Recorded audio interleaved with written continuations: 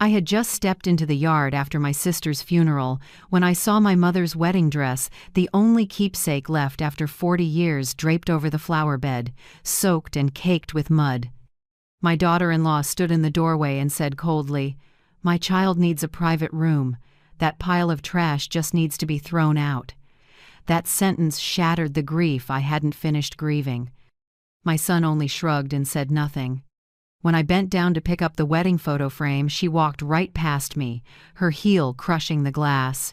A shard cut my hand and I didn't even feel it. My throat tightened, my heart clenched, the feeling of being humiliated in my own home.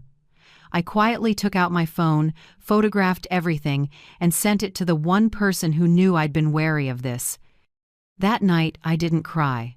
I only whispered, "If she wants a war, I'll make sure she tastes defeat under my own roof." If you're still listening, tell me where you're watching from. Every comment you leave is another mark in this journey. And if this story has touched you, don't forget to hit like so it can reach even further. My name is Vivian Cole, 65 years old, living in the suburbs of Portland, Oregon.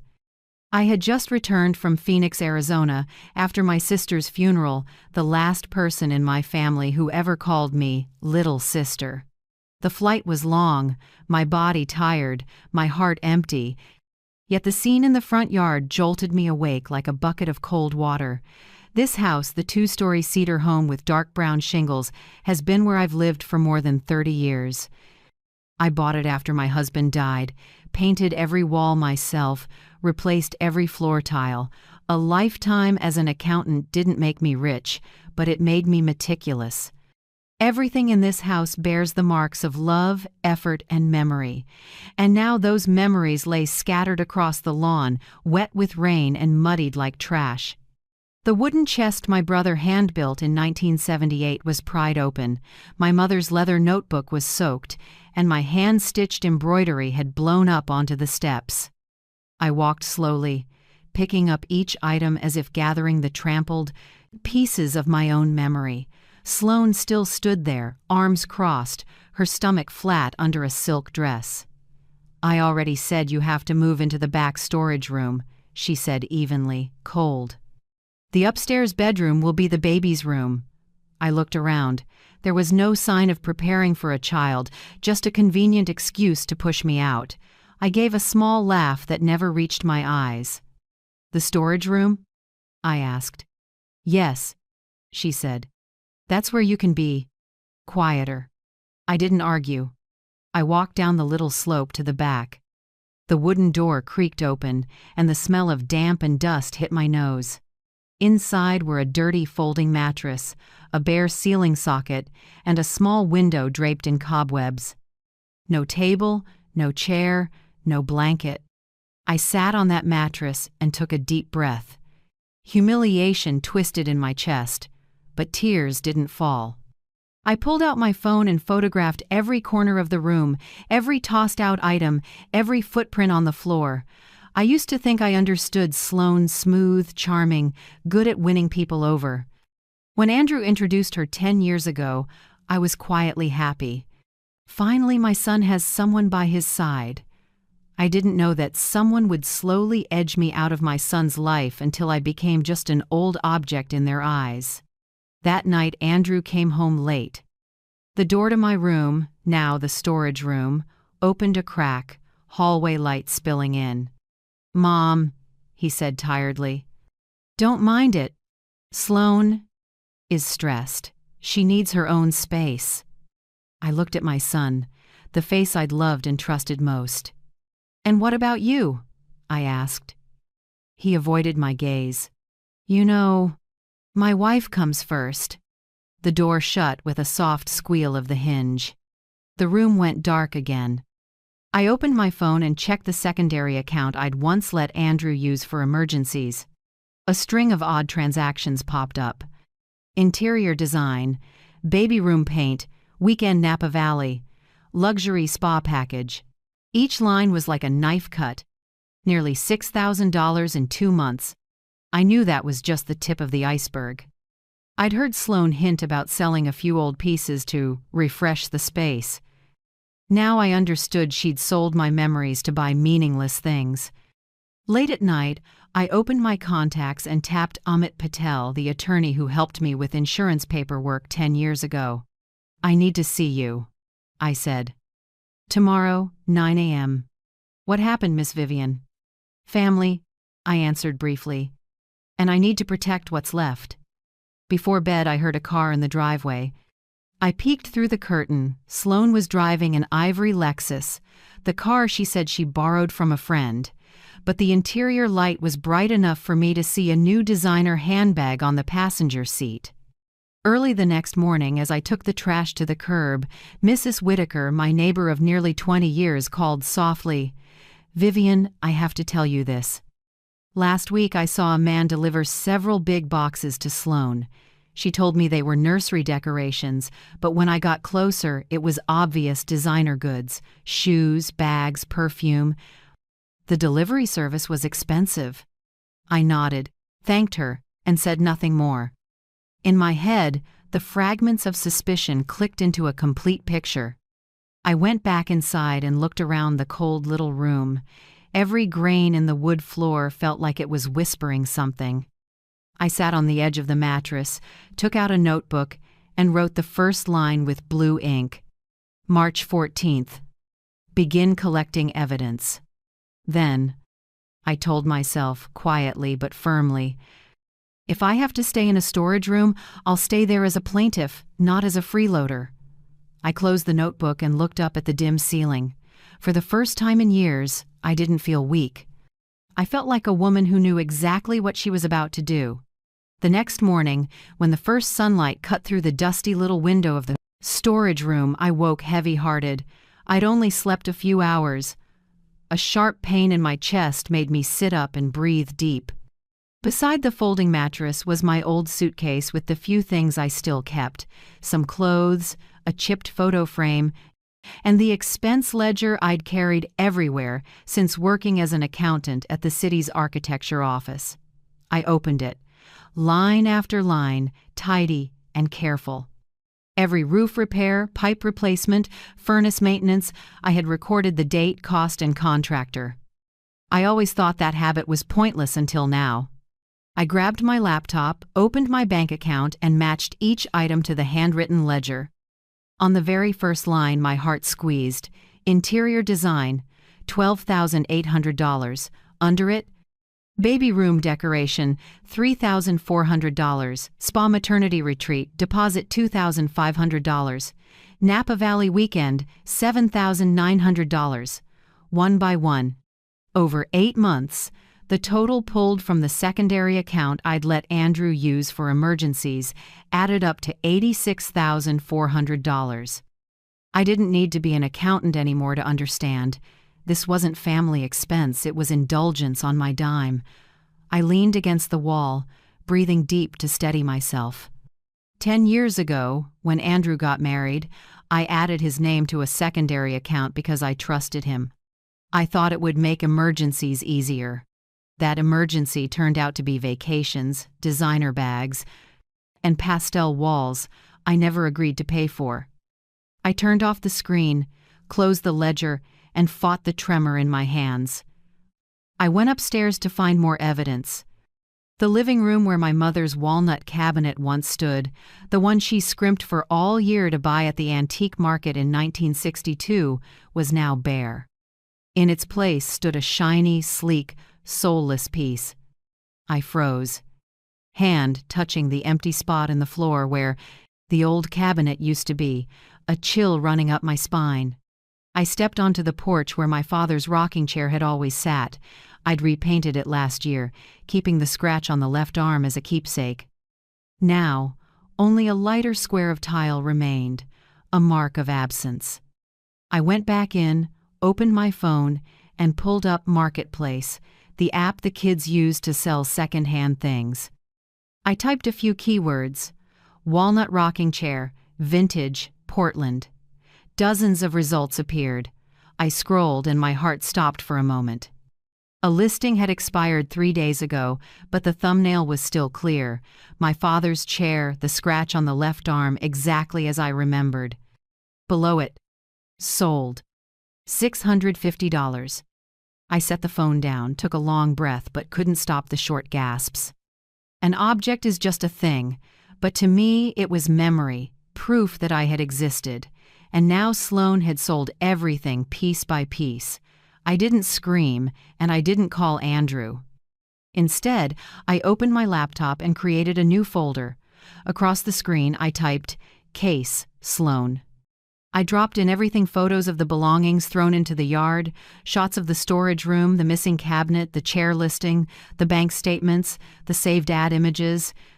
Every file was carefully named: 01_entryway.jpg, 2, rocking chair ad, PNG, 3, bank statement, PDF. I did it with the quiet of someone who'd already lived through too much loss. At my age, I know, anger weakens you. Evidence is what makes others afraid. From the drawer, I took a pocket recorder I used to use in meetings. I charged it and tested the mic. The little red light blinked steady. I slipped it into the coat hanging behind the door. While I was plugging it in, footsteps sounded in the hall. Sloan was on the phone, her voice low and detached. "Don't worry, baby. Everything's lined up. I told him the house needs to be redone to welcome a baby. That old woman doesn't know anything about paperwork." A pause. Then a quiet laugh. "Yeah, if this plan works, we get the whole house. Trust me." I closed my eyes, clenched my fists, and forced myself not to fling the door open. I needed to be silent. I needed her to believe I was weak, that I'd given up. When her footsteps faded, I opened my eyes, heart still racing. I opened my notes app and typed, "Call on March 15th, 8:27 a.m. Got the latter part recorded. Check levels." I saved it and set the phone down. At noon, I brewed myself a black tea and stared out the window at the little garden. The daffodils I'd planted last year still bloomed despite weeds and dead leaves. I thought of my mother, my father, and the sister I just lost. They used to say, "You're the one who keeps the house." But sometimes, to keep it, you have to clear out what's destroying it. I took a sip. The gentle bitterness spread across my tongue. And I understood it was time to clean house for real. That afternoon, I walked the property as if just checking things. In reality, I was memorizing locations, cabinets, the safe, the file drawers, the boxes holding bank records. I found the original 1993 purchase contract, the roof repair invoices, the homeowner's insurance papers, all in my name. I tucked them into a manila folder, sealed it, and locked it away. When night fell, the house sank into silence. From upstairs, I heard Sloan's soft laugh on the phone, glasses clinking, low jazz playing. A house once filled with loving voices had become a stage where I was forced to play the harmless old mother. But behind the curtain, I had my own plan. On my computer, I created a subfolder under Case Sloan, Dinner, Plan. I typed the first lines, short and clear like an old finance report. Date, March 17th. Location, home, main dining room. Objective, observe, record, capture reactions. Attendees, Andrew, Sloan, her parents. Plan, appear frail, agree to give up room. Plant, recorder, place a mini camera in the vase on the shelf. Do not argue, only document. I reread it, deleted the word revenge, and replaced it with proof. I didn't need revenge. I needed the truth to be seen, recorded, and believed. Before bed, I checked everything again. Recorder charged, phone on silent, file packet hidden. I lay back on the folding mattress as moonlight slipped through the crack in the door. Inside, the pain was still there, but beneath it something else was growing, clarity. In the dark, I whispered, "Fine, Sloan. Keep thinking I don't know a thing. But when that dinner happens, you'll be the one who can't swallow." And I smiled. The first real smile since my sister died. Not from joy, but because I knew, from this moment on, everything would change. The next morning I woke before dawn. Rain from the night before still misted down. The chill slipping through the door made me shiver. I brewed a black coffee, no sugar, no cream, then sat at the small table in the storage room, the warm light just enough to show every crease on my hands. In front of me was the manila folder I'd spent days preparing. Bank statements, photos of my belongings tossed into the yard, recordings, house papers, and my expense ledger. Everything was ready. I checked the clock. 7:40. My appointment with attorney Amit Patel was at 9 a.m. in his small downtown Portland office. I took a deep breath, picked up the folder, pulled on my long raincoat, and drove my old Toyota Camry off the quiet street. With each time the tires rolled through a puddle, I felt a little lighter, as if every turn of the wheel was carrying me out of the dark. Mr. Patel's office was in a red brick building along the Willamette. Inside smelled like coffee and old paper. Mr. Patel, a man of Indian descent around 50, with half-rimmed glasses, came out and shook my hand. "Miss Vivian, it's been a while. I heard your voice on the phone. It didn't sound good." I gave a thin smile. "It wasn't good, Amit." We sat. I opened the folder and laid out each set of documents in order. "These are 8 months of statements. These are the scene photos, and this is the original house deed." He skimmed, nodded slowly. "You did exactly right, documenting and preserving evidence. Most clients come when it's too late." He flipped a few pages and stopped at the deed copy. "This house is still in the name of Vivian Cole, right?" I nodded. "Correct. Andrew never completed a transfer because I'd said I would leave it to him after I passed. Mr. Patel set down his pen, voice turning firm. "Then here's the good news. Legally, you remain the sole owner. No one can sell, lease, or alter the property without your written consent. Andrew and his wife are occupants by permission tenancy at will under Oregon law." I took in each word like water after a long thirst. "That means," he continued, "if you choose, you can terminate their right to stay at any time with proper notice." I stayed quiet, but something painful and peaceful rose together inside me. This house, my life's work, was still mine. Mr. Patel carefully drew the file toward him and started noting items. "Now to the money," he said. "What's your estimated total loss?" I read slowly. $86,400 withdrawn, not including heirlooms, the walnut cabinet, the rocking chair, embroidery, estimated another $12,000. He nodded. "We'll appraise the full loss and prepare a detailed inventory. Everything sold, withdrawn, or destroyed goes into the restitution claim." He opened his computer and typed quickly. "First, protect your finances. I want you to 1. Change all bank passwords, including retirement accounts. 2. Disable Andrew's secondary card today. 3. Turn on transaction alerts by email. 4. Remove utilities from Andrew's name if any are tied." I wrote each line. "All done. Today," I said. He leaned in, voice low. "Do you want to file suit immediately?" I thought. "Not yet. I want to give them one last chance to understand consequences." He nodded and scribbled a few lines on a pad. "Then we start with a formal notice. In it, I'll propose a lawful lease for Andrew and Sloan at $1,650 per month. Set a plan to repay the $86,400 over 48 months with a minimal 2% interest to formalize the debt. Add a breach clause. If more than 30 days late, the lease terminates and they must vacate within 21 days under Oregon eviction rules." I looked at him, window light reflecting on his lenses. "And if they refuse to sign?" "Then we file a civil action and issue a lawful eviction notice." "With your evidence, this is straightforward." I nodded slowly. "One more thing," I said. "I want a clause. The back portion of the house where I'm living now must remain as is.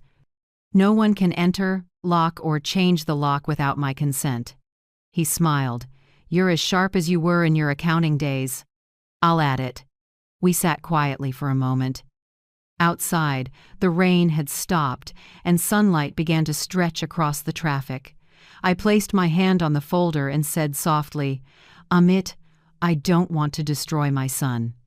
I want him to understand that respect isn't granted, it's kept by action." He looked at me, eyes gentle. "I understand, Vivian. But sometimes, to teach respect, you have to let them face consequences." He slid a document across and pointed to the signature line. "This is the legal authorization for me to represent you through the whole process." I signed, my handwriting steadier than I expected. As the pen lifted, it felt like laying the first brick of a wall to protect myself. "The letter will go out within 48 hours, he said. "You'll get a copy by email and a printed copy by mail. I'll prepare a backup in case they try to deny receipt." I nodded, gathered the papers, and placed them back in the folder. Before I left, Mr. Patel asked, "Do you want me to state the reason as a dispute over use of property or as unlawful occupancy?" I smiled. "Call it unlawful occupancy. I want them to read that loud and clear." We shook hands. His grip was warm and firm, offering a rare sense of safety in the chaos. When I stepped out of the building, the rain had fully stopped, and midday sun made the river sparkle like a strip of silver. I stood for a moment, breathing the damp air, listening to sparrows on the roofline. It had been a long time since I felt this calm. Not because it was over, but because, for the first time, I knew I was doing the right thing. I got in the car and turned on the radio. An old jazz track came on, the kind Andrew used to play as a kid while doing homework at the kitchen table. I smiled sadly, but didn't turn it off. I let the music carry me back along the road home, the road where now I knew every brick, every shingle, every window still bore my name. And inside me, a voice whispered, slow but clear, "Fairness and respect. That's all I want, and I will have it." I got a text from Andrew that noon. "Mom, let's have dinner as a family tonight. Sloan wants everyone to talk calmly and find a solution." A solution. I smiled and quietly closed my phone. The people who treated me like a burden suddenly wanted to talk calmly. I knew that kind of reconciliation usually smelled scripted, and I knew exactly what role I'd play tonight. All day I barely ate. I organized Mr. Patel's files and tucked the thick sealed envelope neatly into my handbag. By late afternoon, I showered, combed my hair, and put on the blue knit dress, the one my sister once said made me look both classy and steady. I looked in the mirror at my eyes under the warm light. The sadness of the past 2 weeks was gone. What remained was something quiet, cool, and very clear. Around 6:30 p.m., the smell of food filled the house. Roast meat, sauce, and buttered bread, the dinner looked more elaborate than usual. I went upstairs, listening to the chatter from the dining room as I walked. Sloan stood in the kitchen, busy, the corners of her mouth lifted in a smile too practiced to be natural. Her parents, Gregory and Elise Mercer, were already seated, pouring wine. I'd never liked them. He's the type who speaks with a built-in sneer, and she always half smiles, like she's taste-testing other people's patience.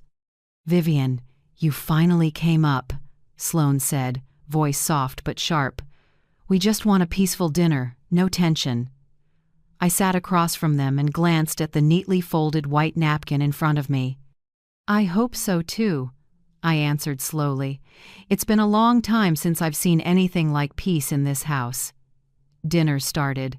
Knives and forks clicked against plates in steady little chimes.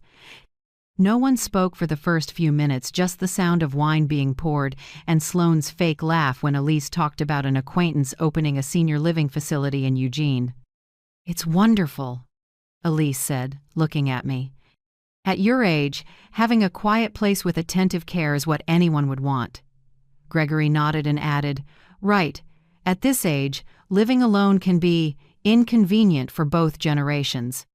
A senior facility makes it easier on everyone." I set my fork down and looked up. "You're talking about me, aren't you?" Elise took a sip of wine. "Oh, we're just suggesting it because Sloane says you've been tired. Andrew worries about you too." I gave a small smile that made the table pause for a beat. "I'm not tired. I'm just busy counting how many things that used to be mine have disappeared." The air in the room dipped. I looked at Sloane. Like my mother's walnut cabinet. Or my father's rocking chair. She sighed theatrically and ducked the topic. "Mom, we're just trying to brighten the house. Those old things don't fit the style anymore." I kept quiet, cut another small piece of meat, and chewed slowly. It felt like even the meat knew what I was waiting for. Gregory stepped in, aiming for neutral. "Sloane and Andrew are thoughtful. But maybe they need more control over managing the family finances. Young people have their own way, miss." Vivian. That was my moment. I set down my utensils, dabbed my hands with the napkin, and opened my bag. Mr. Patel's envelope slid out thick, and I set it squarely in the middle of the table. "In that case," I said, voice light as a breeze, "let's make the finances clear." All eyes turned to me. I opened the envelope and pulled out the letter on Patel and Associates letterhead. "This is a legal notice. From now on, Andrew and Sloane will sign a formal lease at $1,650 per month. They will also repay the $86,400 withdrawn from my account over the past 8 months, over 48 months, with 2% interest." Gregory's wine tipped over the rim and dripped onto the tablecloth. Elise held her breath. Andrew sat frozen. "Sloane." She just smirked. "You don't have to do this," she said tartly. "I didn't expect you to turn everything into spreadsheets like some professional manipulator."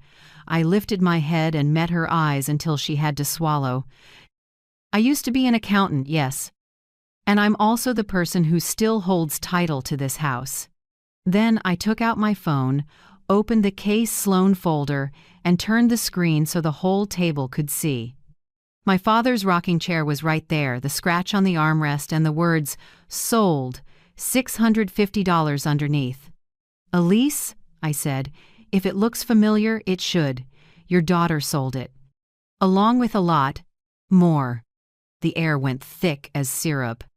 Andrew's hands shook as he set down his glass. "Mom, what are you saying?" "I'm saying the truth," I said, "and I've documented everything. Statements, receipts, listings. I don't need to shout. I just need evidence." Gregory flushed and stood. "You're threatening my daughter in our house?" I tilted my head slightly, voice calm in a way that surprised even me. "Wrong. This is still my house, and this envelope is the last chance for my son and his wife to stay here with basic decency." No one spoke. The wall clock ticked, ticked, ticked, like a countdown to an explosion. Sloane let out a short, hard laugh. "Pathetic. You think you can scare me with paperwork? I'm pregnant, and you're throwing a pregnant woman out of a house. Do you feel inhuman?" I leaned back, eyes never leaving her. "Really?" I asked, soft as air. "Then when will you show me the prenatal results?" The question hit the table like a brick. Silence. Andrew turned to Sloane, eyes spinning. I thought. You said." Sloane shot to her feet and slammed her spoon down. "I don't have to prove anything. She just wants to divide us." I didn't say more. I just looked at Andrew, my eyes sad but steady. "Son, I've lost too much by staying quiet. From now on, I won't be quiet." The room went still. Gregory grabbed his coat, muttered something, and tugged Elise away from the table. Sloane stood there, pale, lips trembling. Andrew couldn't form words.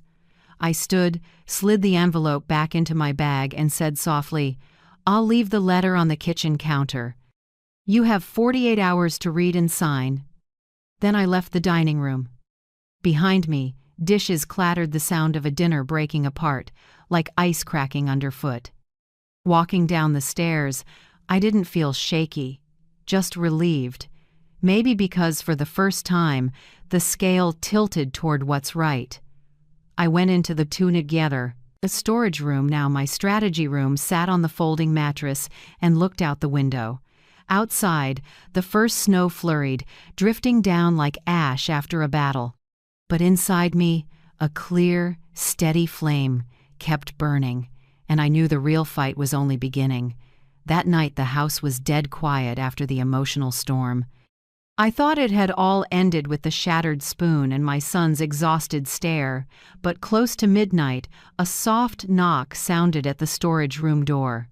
3 knocks, hesitant, weak. I sat up, turned on the lamp, and watched the door tremble. "Mom, it's me."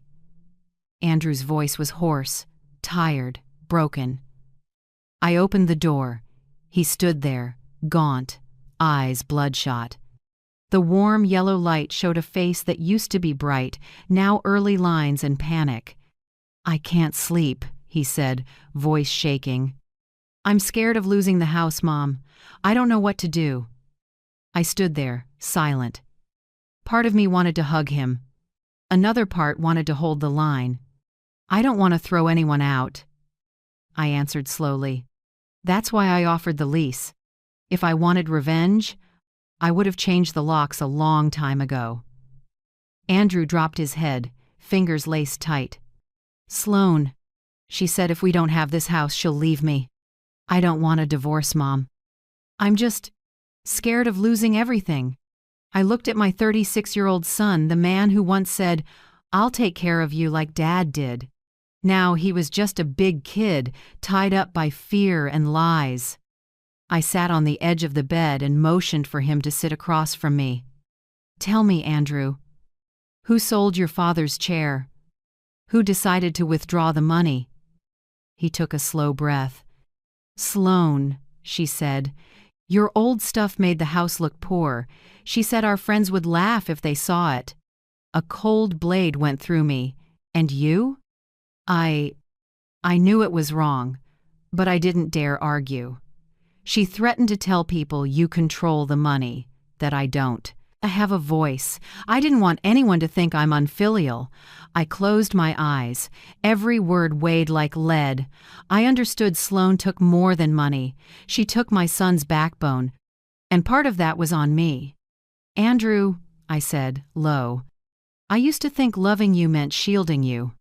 Maybe I was wrong. I let you get used to someone else cleaning up your mess." He stayed quiet, shoulders trembling. "Mom, I don't want to lose you." I sighed and met his eyes. "If you truly don't want to lose me, then tomorrow you sign the contract. I want nothing but respect. And if you let anyone take even 1 more cent from my accounts, you push yourself out of my life." He nodded, tears rolling onto his clenched hands. "I understand. I'll do it." "No," I corrected. "You have to do it." We sat in silence for a few minutes. The living room clock ticked steadily. When Andrew stood, his shadow stretched long and shaky across the floor. "I know you're right," he said, "but I don't know if I'm brave enough to face her." I watched him walk up the stairs, my heart sinking. My door closed, leaving a heavy quiet behind.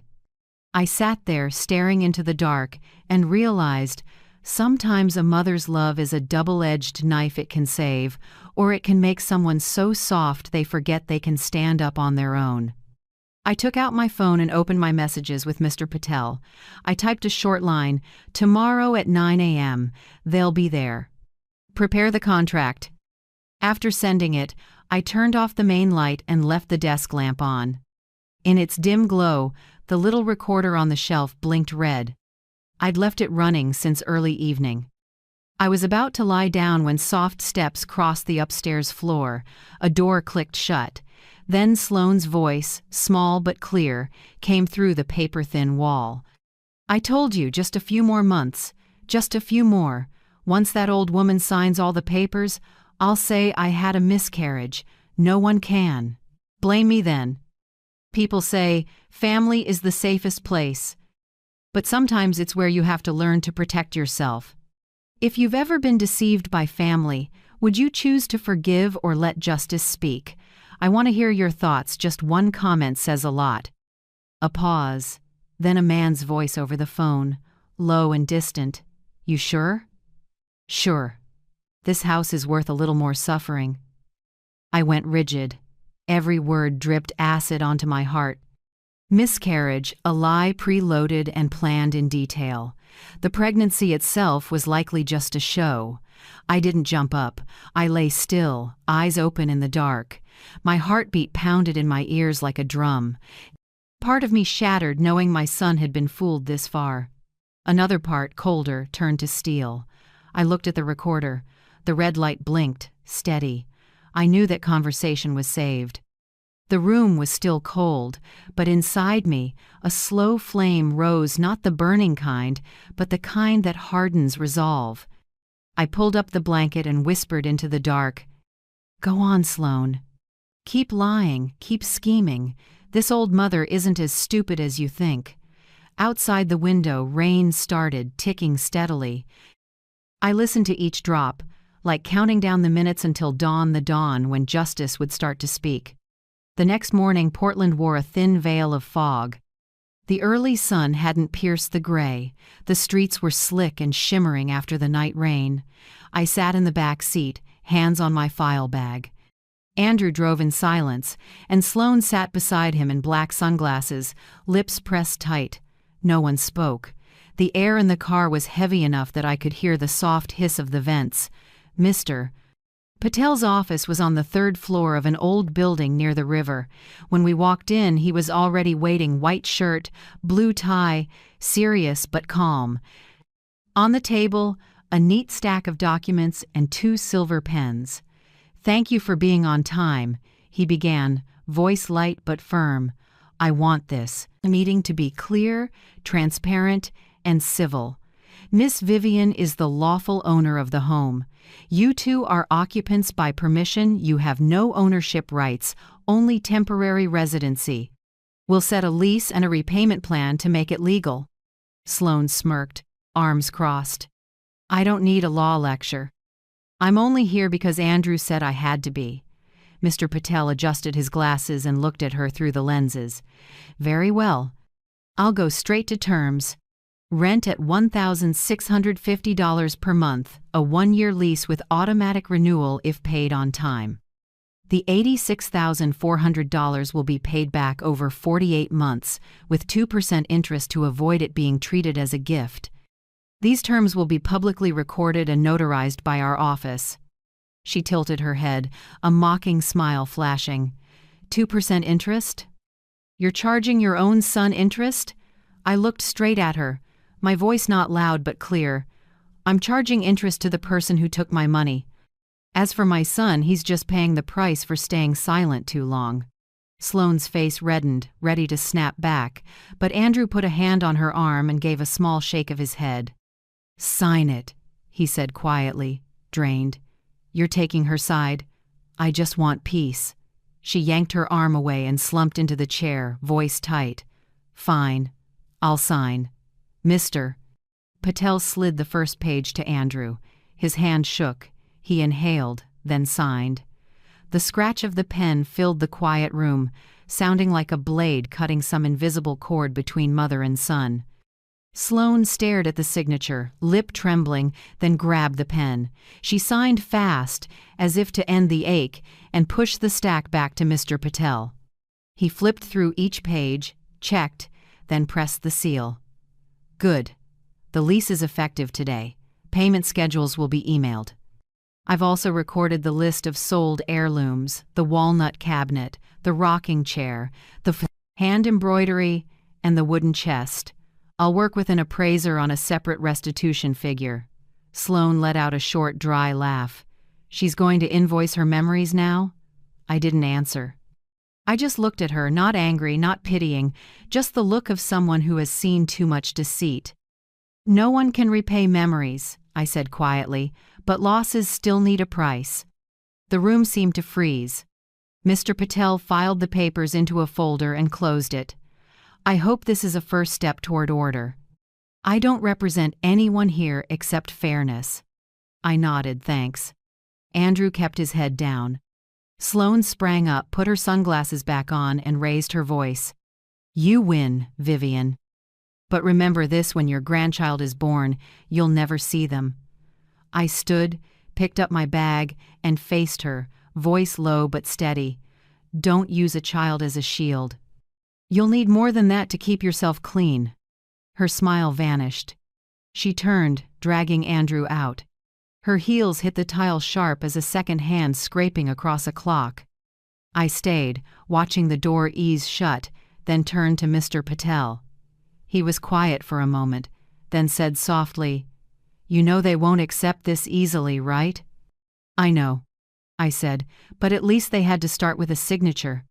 Out by the river, the wind cut cold. I pulled my coat close, feeling fatigue settle into my joints. But under the tiredness was a small peace. For the first time in months, I didn't feel pushed out of my own life. On the way home, I stopped at a little hardware store. I bought 2 new locks, a few key sets, and a screwdriver. The young clerk smiled and asked, Fixing up the house? I said, No. I just want to make sure my room stays mine. Back home, wet leaves dotted the yard. I heard Sloane slam the bedroom door. Andrew went upstairs without a word. I said nothing, just headed to the storage room, the only place I felt calm. I changed the room's lock, turned the key, a few times to be sure, then slid a small cabinet in front as a second barrier. The dry scrape of metal on metal sounded harsh, but each click felt like reclaiming another piece of ground. On the table, I sorted the newly signed papers into a hard plastic sleeve and sealed it. Then I called a storage facility out in Beaverton, the one I'd used when I moved a decade ago. I'd like to rent a small unit, about 40 square feet, I said. I need a safe place for a few valuables. The man on the line set an appointment for the next morning. I wrote down the address and closed my notebook. By evening, I gathered what was left. My parents' old frame, a few of my sister's books, my mother's knit scarf. I wrapped them carefully and took them to Mrs. Whitaker's. She opened the door, startled. Vivian, dear, you look so thin. I smiled, keeping it light. Just leaving a few things here. My room doesn't feel safe. She took my hand, warm, firm. Leave them here. I'll watch them. Don't worry. By the time I got back, dusk had faded. The house was strangely silent. I switched on the storage room light. The yellow glow washed over the blotchy wall. I sat, leaned back, and the waves of exhaustion rolled in. Then a stab of pain hit my chest. My head swam, my breath went shallow. I pressed my hand to my chest and tried to breathe deep. My pulse skittered fast and messy. The room blurred for a few seconds. I tilted my head back, closed my eyes, and listened to my heartbeat thudding out of rhythm. I thought of Andrew, of his shaking hand as he signed, of eyes that looked like he'd lost himself. I thought of Sloane, with her cold smile and last threat. I thought of the house that used to be full of laughter, now just a place of wandering shadows. The pain eased. I forced my breath slow and shut my eyes. In the dim room, I heard the rain begin steady, slow, cold. It laid a dull film over everything, like a curtain hiding my loneliness. I whispered, barely a sound. Just get through tonight, and tomorrow everything will be different. But deep down, I knew tonight wasn't peace. It was only the quiet before another storm. I don't remember exactly when I passed out. I just know the rain was still falling off the eaves when I collapsed right at the storage room door. My chest cinched tight like a steel cable, my breaths grew short, and the new set of keys slipped from my hand. Something sounded far away, maybe Mrs.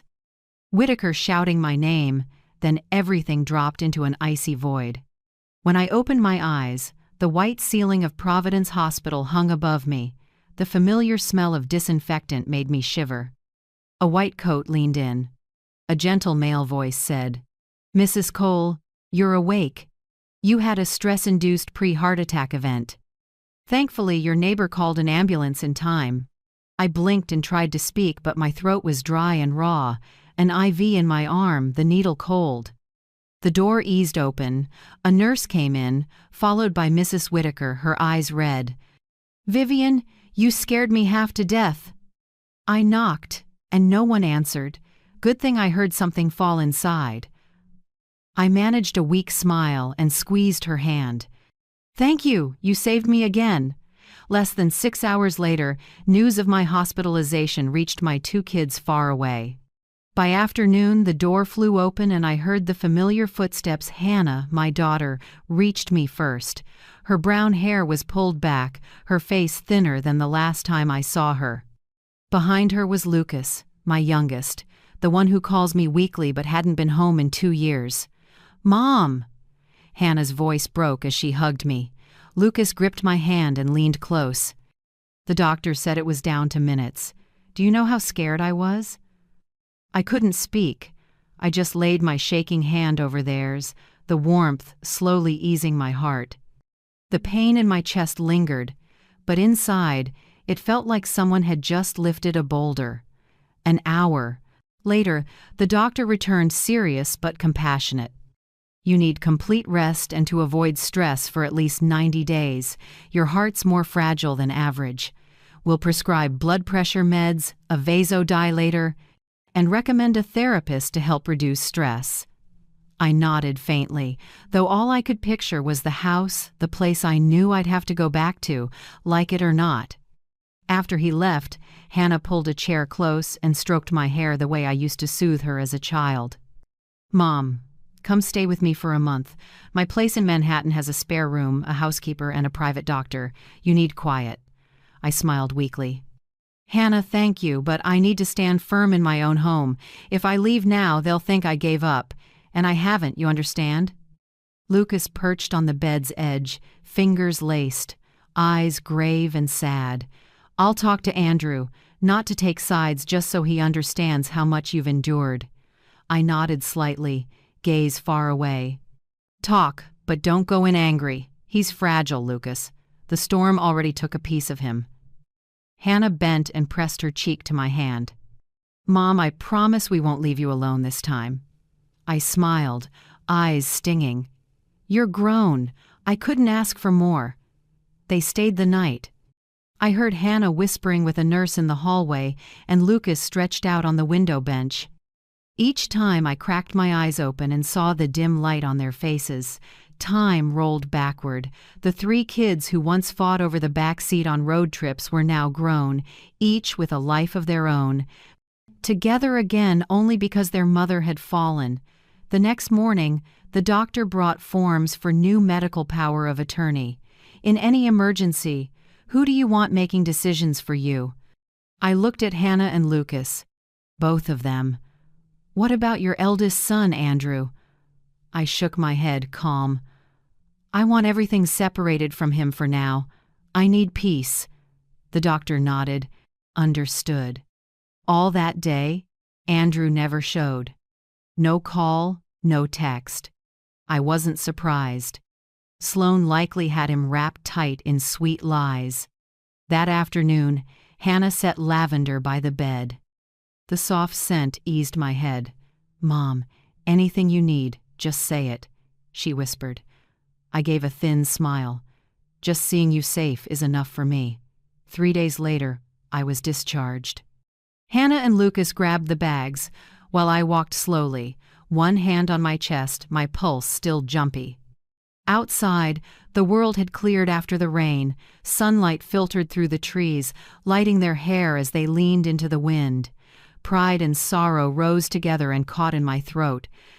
On the drive home, Lucas took the wheel, and Hannah sat up front. They chatted softly so I wouldn't have to think. I watched the trees slide by. It was so calm it made me nervous. Calm is often the sign the waves are coming. When we turned onto my street, my heart sped up. The white gate stood wide open. The front yard was strangely bare. The bench, where I used to read the paper, gone. The small wooden sign etched "Coal Home," since 1993, gone. I stepped out, the smell of wet wood and cold earth hitting me. The yard was spotless, none of my things remained. No planters, no flower pots, no doormat. Even the mums I'd planted in early fall were gone, just streaks of mud and fresh tire tracks. Hannah's mouth fell open. "Mom, where is everything?" I didn't answer. I walked slowly toward the door, each step heavier than the last. The storage room lock had been changed. The curtain inside twitched like someone had just pulled it shut. I stopped, breath caught in my throat. The doctor's words rang in my head: cut sources of stress for 90 days.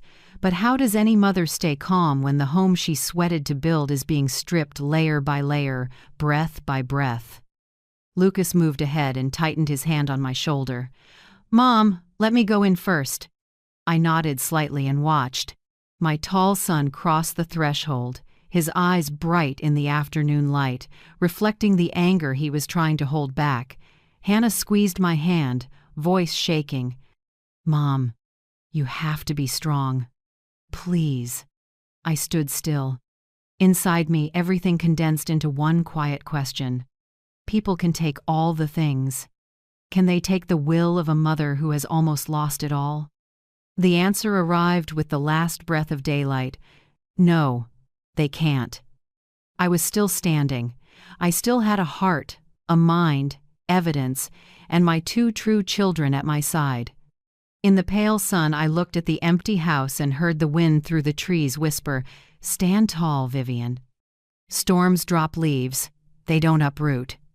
2 days after I left the hospital, on a damp, cold morning, my phone rang. A familiar woman's voice, hesitant, trembling as if she were holding something back, said, "Miss Vivian, it's Elise Mercer, Sloane's mother. We need to talk. Once." Just us. I froze for a beat. Elise, the woman who met my eyes with arrogance at that family dinner, now sounded urgent. I hesitated a few seconds, then answered, "I'm listening." "Not on the phone. I'll text the address of a coffee shop 10 minutes from your house. Don't tell anyone, not even Andrew." Her voice shook, so unlike her usual chill. I agreed, partly out of curiosity, partly because my gut said this mattered. The cafe, Maple and Steam, sat on a small street lined with blazing golden maples. I arrived 10 minutes early. Elise was already there, no makeup, no jewelry, hair pulled back, gray sweater that made her look worn. When I pulled out a chair, she just nodded, no greeting. No small talk. In front of her lay a light brown envelope, thick, one corner creased. She slid it to me, eyes turned away. "I don't know where to start," she said softly. "But some things, if I don't say them, I won't sleep." I looked at the envelope. My fingers brushed the seal.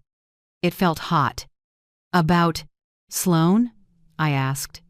Elise nodded, head dipping. "Yes. About everything she's done and what she can't do."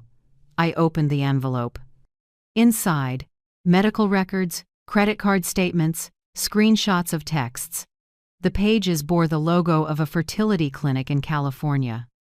I flipped. Failed IVF cycle, November 2019. Then, patient cannot conceive naturally. Alternative treatment recommended. I looked up. Elise clutched her cup so hard her nails dug into her palm. "She can't have children," she said quietly. "We've known for 4 years. Sloane hid it from everyone, including Andrew." When I asked why she wouldn't tell the truth, she just smiled and said, "Because if I tell the truth, no one stays." I went still. Each word hit my chest like a blow. She handed over more screenshots, including, "I'll say I'm 3 months pregnant. Easy, just buy a fake positive test online. After a few months, I'll miscarry. Who's going to verify? You act shocked. People will pity us. Then we'll have the house." My hands trembled. My coffee had gone cold. I stared at Elise, speechless. She pulled a tissue and wiped her tears. "I know you think I'm as awful as she is." But I can't keep quiet. Sloan is addicted to shopping, owes more than $42,000 on credit cards. Gregory and I have paid it 4 times, and she keeps going. Gregory doesn't know this. If he found out, it would crush him. He thinks she's perfect.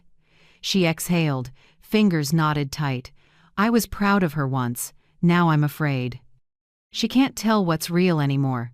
She's dragging too many people down with her, including your son.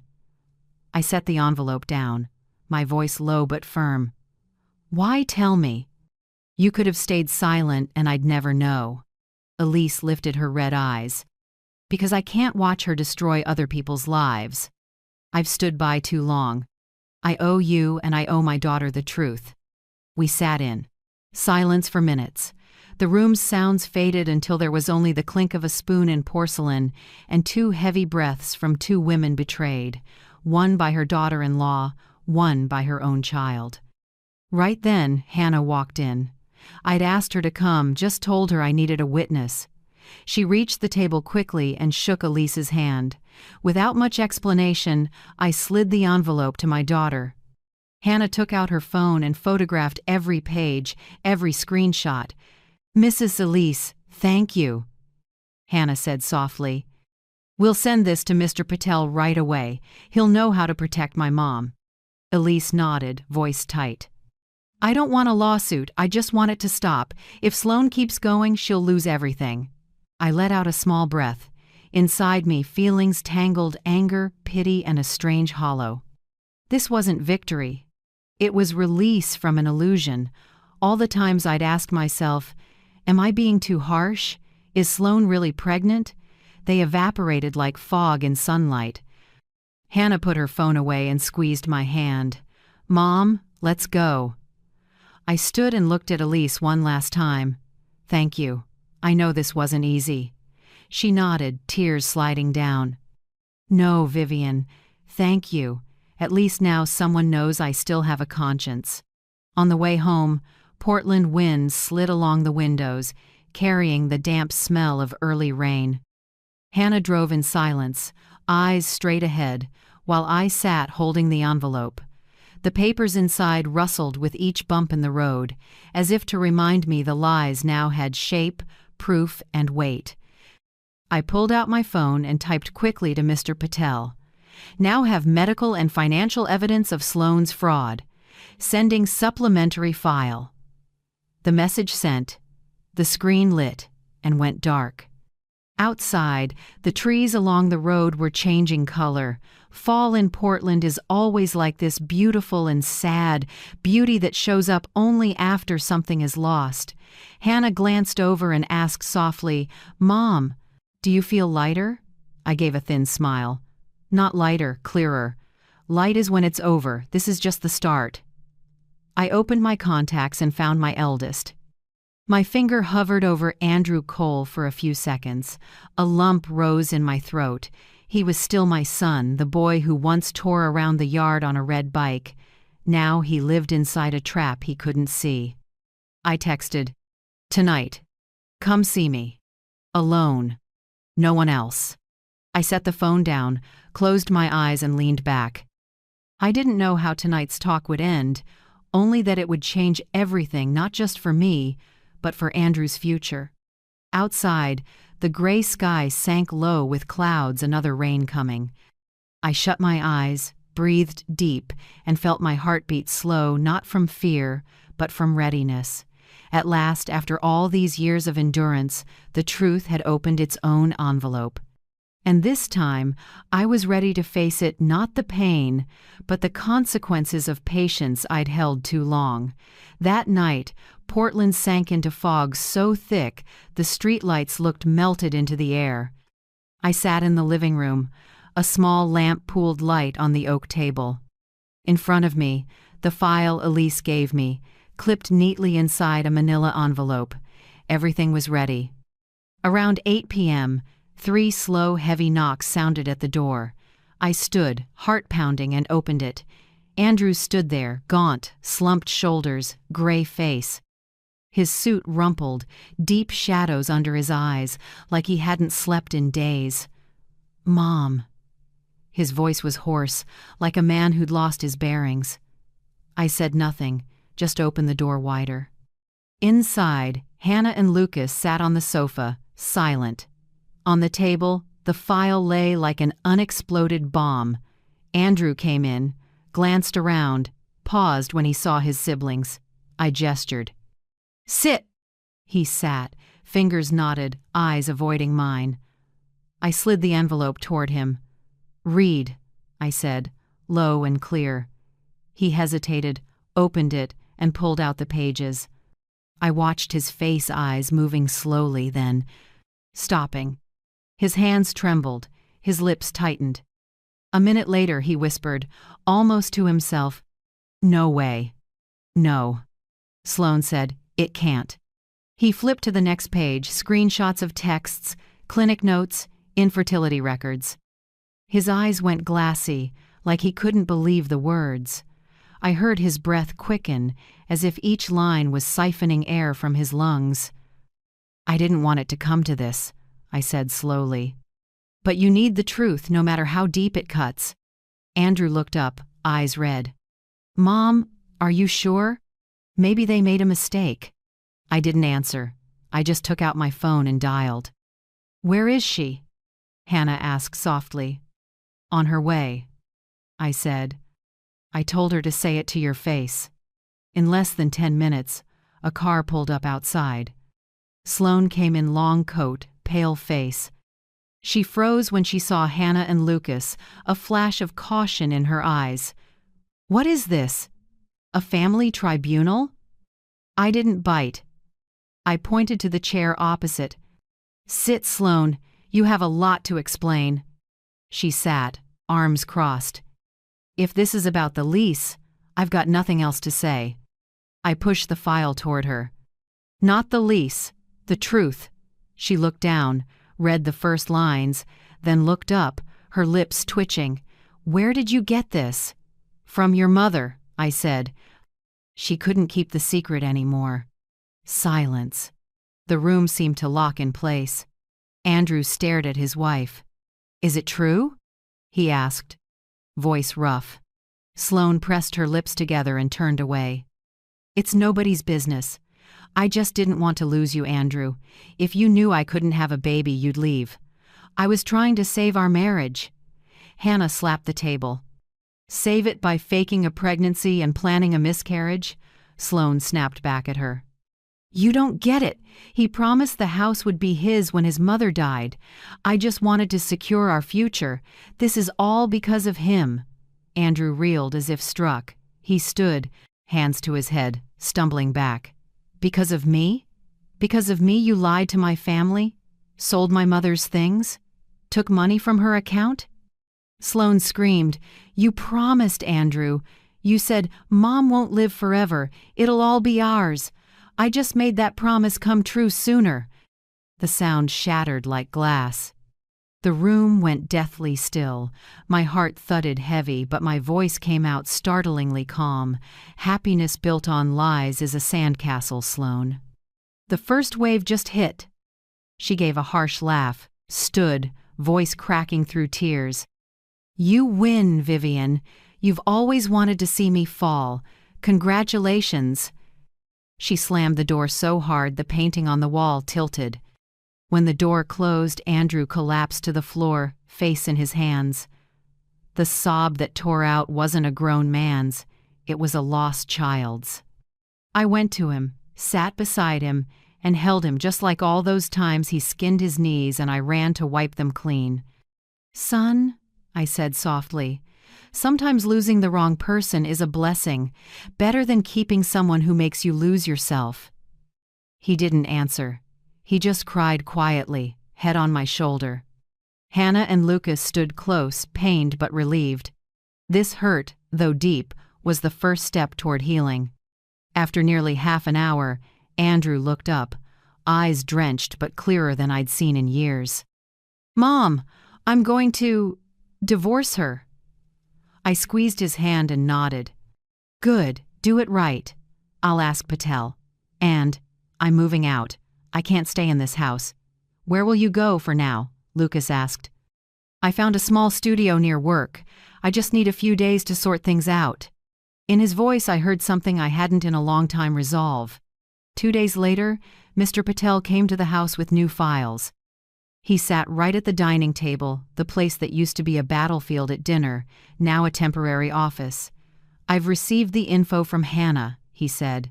"I'll file for compensation for the family heirlooms that were sold, and also seek damages for emotional distress caused by fraud, misappropriation, and fabricating a pregnancy." Andrew sat beside him and nodded. "I agree. I want to take responsibility. I've also canceled the authorized user card and locked every linked account. She won't touch another dollar." Mr. Patel took careful notes, then looked up at me. "Miss Vivian, I have to be honest, few people your age keep their composure like this. This truth could collapse a lot of people." I gave a thin smile. "Collapse is their problem, not mine. I'm just choosing to stand." That night the house was still. Andrew had moved most of his things out, leaving only the old watch his father once gave him. When he headed to the car, I stood at the door and looked at my son one more time. "Mom," he said, "I'm sorry." I shook my head. "No, Andrew, you did the right thing. Don't let someone else's mistakes bury you." He lowered his head. The streetlight washed over his gaunt face. I watched until his taillights disappeared around the bend. In my chest, a wound tore a little wider, but strangely, I felt lighter, as if this pain was necessary to rinse away years of self-deception. I went back inside and ran my hand over the tabletop. This place had been the eye of the storm of lies. Now only the warmth of truth remained bitter, but true. And sometimes, that's enough to begin again. I once thought every storm would eventually pass, but with Sloan, it only changed direction, it never stopped. Less than a month after Andrew filed for divorce and Patel submitted the compensation claim, she struck back. On an early winter morning, Patel called, his voice calm with a faint chuckle. "Miss Vivian, Sloan has filed a countersuit. She's accusing Andrew of emotional abuse and demanding $120,000. I closed my eyes and took a long breath. Not surprised, just tired. I know. Sloan's kind. When truth slips from their hands, they invent a new story to keep going. Patel told me to come to the office the next morning. When I arrived, he had all the evidence spread out. Bank statements, photos of antique listings, the audio file about the planned miscarriage, and a printed set of texts Hannah had collected. "I've submitted these to the court before they review the countersuit," Patel said. "Now we just wait for the hearing." On the court day, Portland drizzled. The courtroom was small, but the air was heavy like a ceremony of judgment. Sloan sat across from us, pale, dark circles under her eyes, still trying to look composed. Next to her was a young, confident attorney flipping through files. Andrew sat at the defendant's bench, quiet, hands clasped. I sat behind him, between Hannah and Lucas. It felt like the three of us were walking a battlefield without needing to say a word. Sloan began her testimony. Her voice shook, mixing anger with fragility. He, Andrew Cole, drove me into a mental crisis for months. He controlled the finances, humiliated me, and, together with his mother, pressured me to leave the house. I looked at the judge, a woman in her 60s with a firm but fair gaze. She nodded once and signaled to Mr. Patel. Patel stood, his voice low, each word landing like a tap of a gavel. "Your Honor, I'd like to present rebuttal evidence.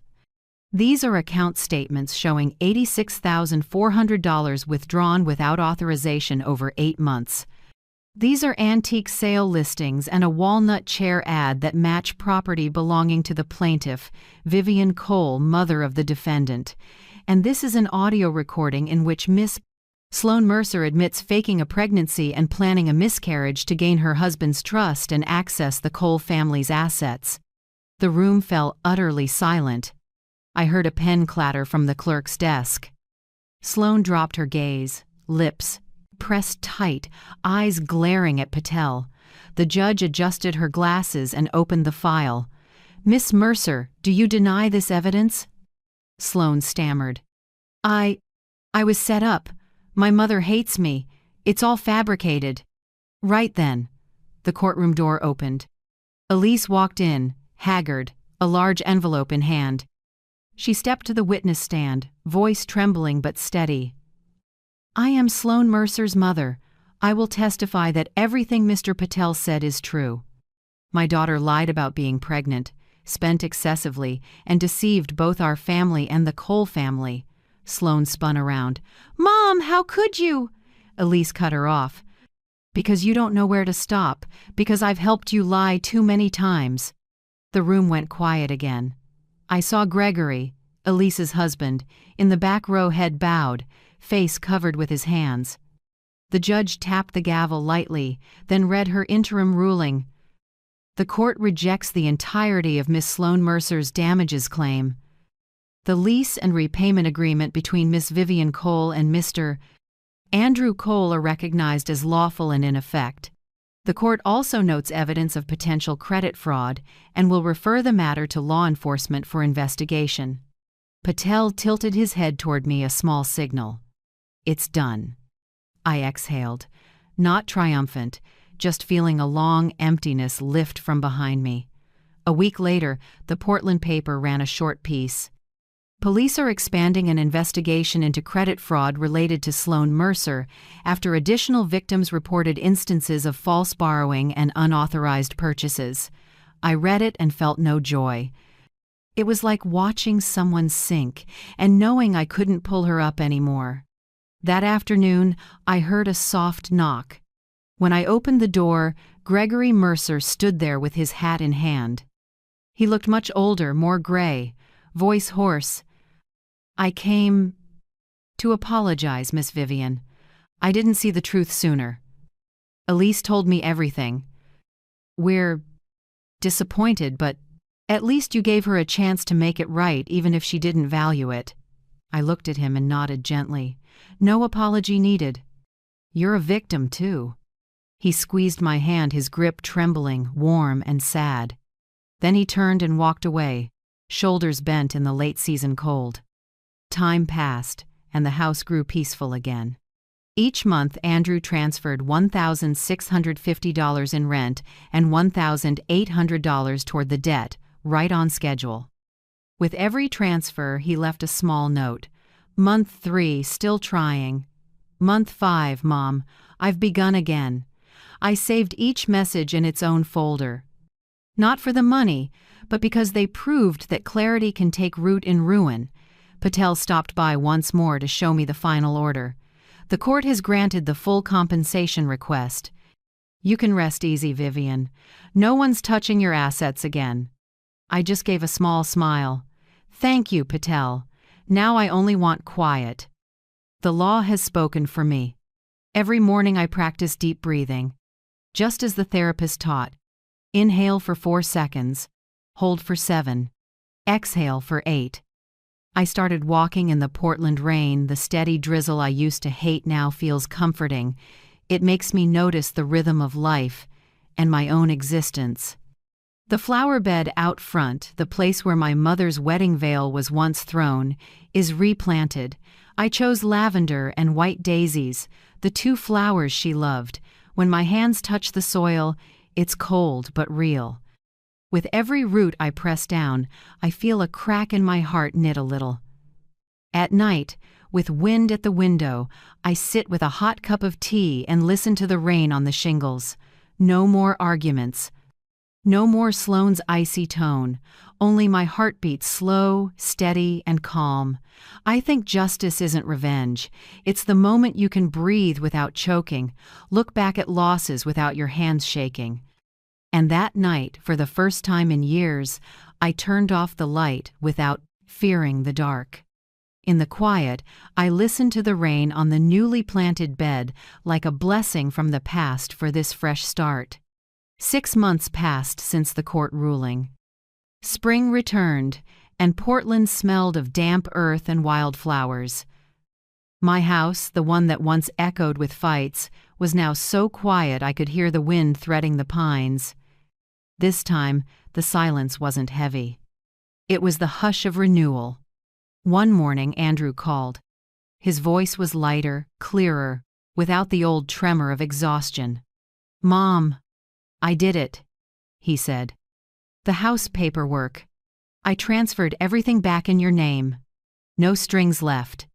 I sat silent for a few seconds, listening to my own heartbeat. "Are you sure?" "I'm sure. You've carried too much. I just want to do what's right. This house has always been yours."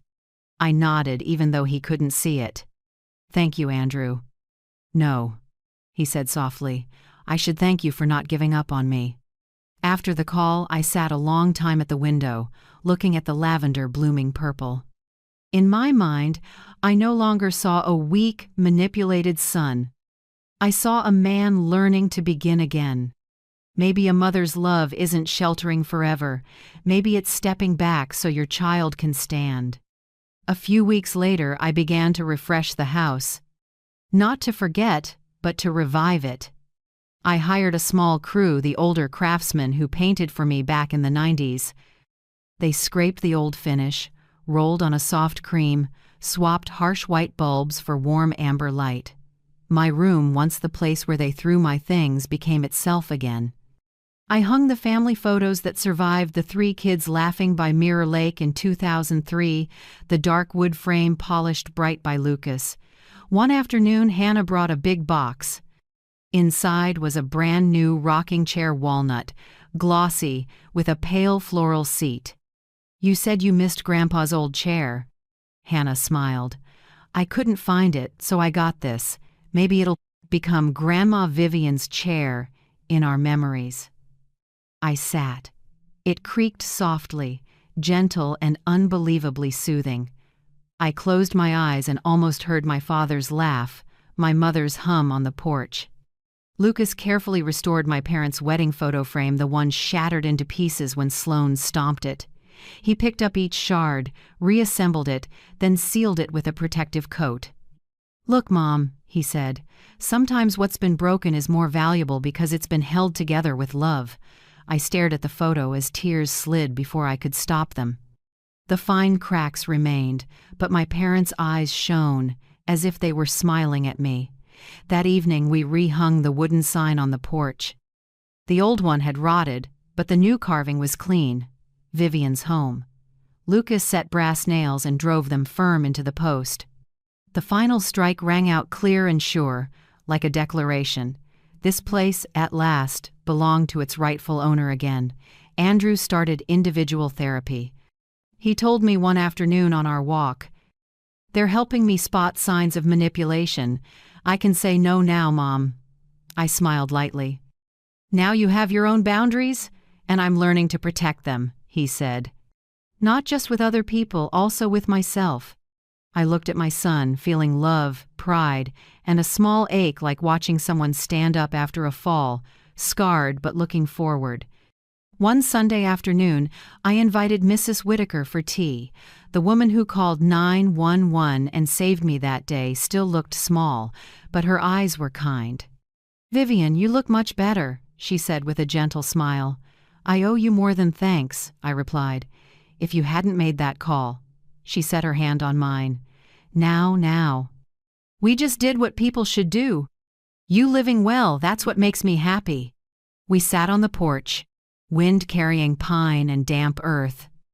2 women, 2 cups of tea, 2 shaken lives now peacefully steady. Sunday night, my 3 kids had dinner with me. I made chicken soup like my mother used to, with a sprinkle of black pepper, the aroma filling the kitchen. After we ate, Hannah brought out my sister's poetry, the sister who left just before all this started. We read the lines she once wrote. "Home is not a shelter, but the place we dare to return after every break." No one spoke, but we all understood. My sister had been right. Your home is truly yours only when you're strong enough to stand in it without fear. That night, under a small lamp at my wooden desk, I rewrote my will. I divided things fairly, a portion for each child, with clear conditions. Whoever keeps respect and boundaries keeps their share. No one is allowed to manipulate, lie, or hijack love for money. I also set aside a small fund for a center that helps victims of family fraud and financial coercion. I know there are many like me, older people turned into tools for someone's greed. If my story can help someone speak up, then maybe what I went through wasn't wasted. When I finished, I folded the paper and placed it in my mother's wooden box, alongside her old wedding ring and a family photo. It wasn't just a will, it was my last message to the people I love. Night fell. I went back to my room, warm and golden, the window open to the scent of pine and spring rain. The rocking chair creaked softly, rain ticked on the porch. I laid my hand on my parents' wedding photo, the lamp reflecting on their faces as if they were looking at me, satisfied. I closed my eyes. No more fear at the sound of a door. No more flinching at the wind. Everything was in place, finally. In that moment, I knew justice, kindness, and respect are the three pillars of this roof. It took me almost a lifetime to learn how to guard them, but in the end, I did. And for the first time in years, I slept well in my own room, with the smell of damp pine wrapped in a peace no one could take. A year after I saw my belongings scattered across the grass, I stood before the old flower bed, the one once smeared with mud and tears, watering each lavender root with a gentle hand. The scent lifted into the damp air, soft as a blessing. I leaned down and whispered, "It's done." Not a victory cry, but a closing line. A long year of loss and healing. The final word on Sloan came in early spring. The court gave her a suspended sentence along with a restraining order to keep away from me and restitution for other victims she'd borrowed from under false pretenses. I felt no glee, no bitterness, only a hollow quiet like watching a storm drift off, leaving long streaks on the glass. Andrew finished paying off everything he owed me 6 months ahead of schedule. He didn't say much, just sent the money, until the last note popped up. Month 18 complete. Thank you, Mom. I read it and smiled. A sincere apology doesn't need words, only action. And Andrew did that. That afternoon, the whole family gathered in the living room to set up a small memorial for my sister. Hannah lit candles, Lucas set the frame, and Andrew brought white daisies. I told my kids and the grandkids about Grandpa's rocking chair, how he used to lull my sister to sleep there, humming on winter nights. The story stretched across generations, tying us together not by blood alone, but by memories and love we kept. As the candles burned low, I told my children, dignity is not a gift to give away. Boundaries aren't coldness, they're love with thought. Anyone who crosses your line without asking doesn't truly love you. Hannah nodded, eyes glossy. Lucas squeezed my hand and whispered, I think you just taught us the most important lesson of our lives. The next day, I tidied the yard, swept dry leaves, and wiped the rain streaks off the porch. I realized not only was the house cleaned, my life was being put back in order. No more shadows carrying lies, no more suspicious looks or weight in my chest walking through the door.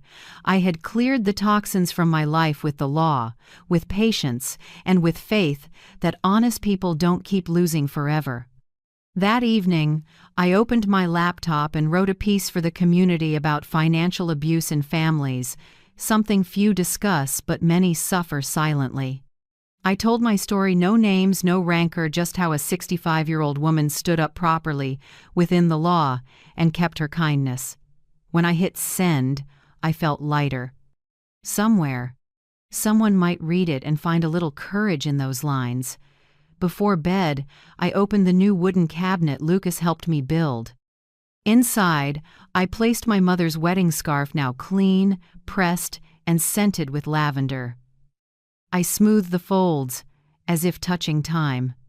That scarf had witnessed generations of women in my family, those who endured, those who rose, those who learned to live with self-respect. Now it was my turn. I closed the cabinet, then stood on the porch and watched the Portland rain fall like threads. Drops beaded on the rail, glinting under the warm light. I breathed in, feeling the heat rise through my skin. Every wound, every storm had become part of a survival story. Inside me, a message rang gentle but firm, not just for me, but for anyone who's been hurt, called selfish for choosing themselves. If they call your strength selfish, smile, because you just saved yourself. Thank you for staying to the very end of my story. If you're still here, maybe somewhere in these lines you saw yourself or someone who hurt you. Life sometimes makes us walk through loss to learn true self-love. I believe every wound can become light so long as we hold on to dignity and kindness. I'm curious, where in the world are you listening from? Leave a comment, share your thoughts on boundaries, on self-respect, or simply on what helped you stand up after days when you thought you had nothing left.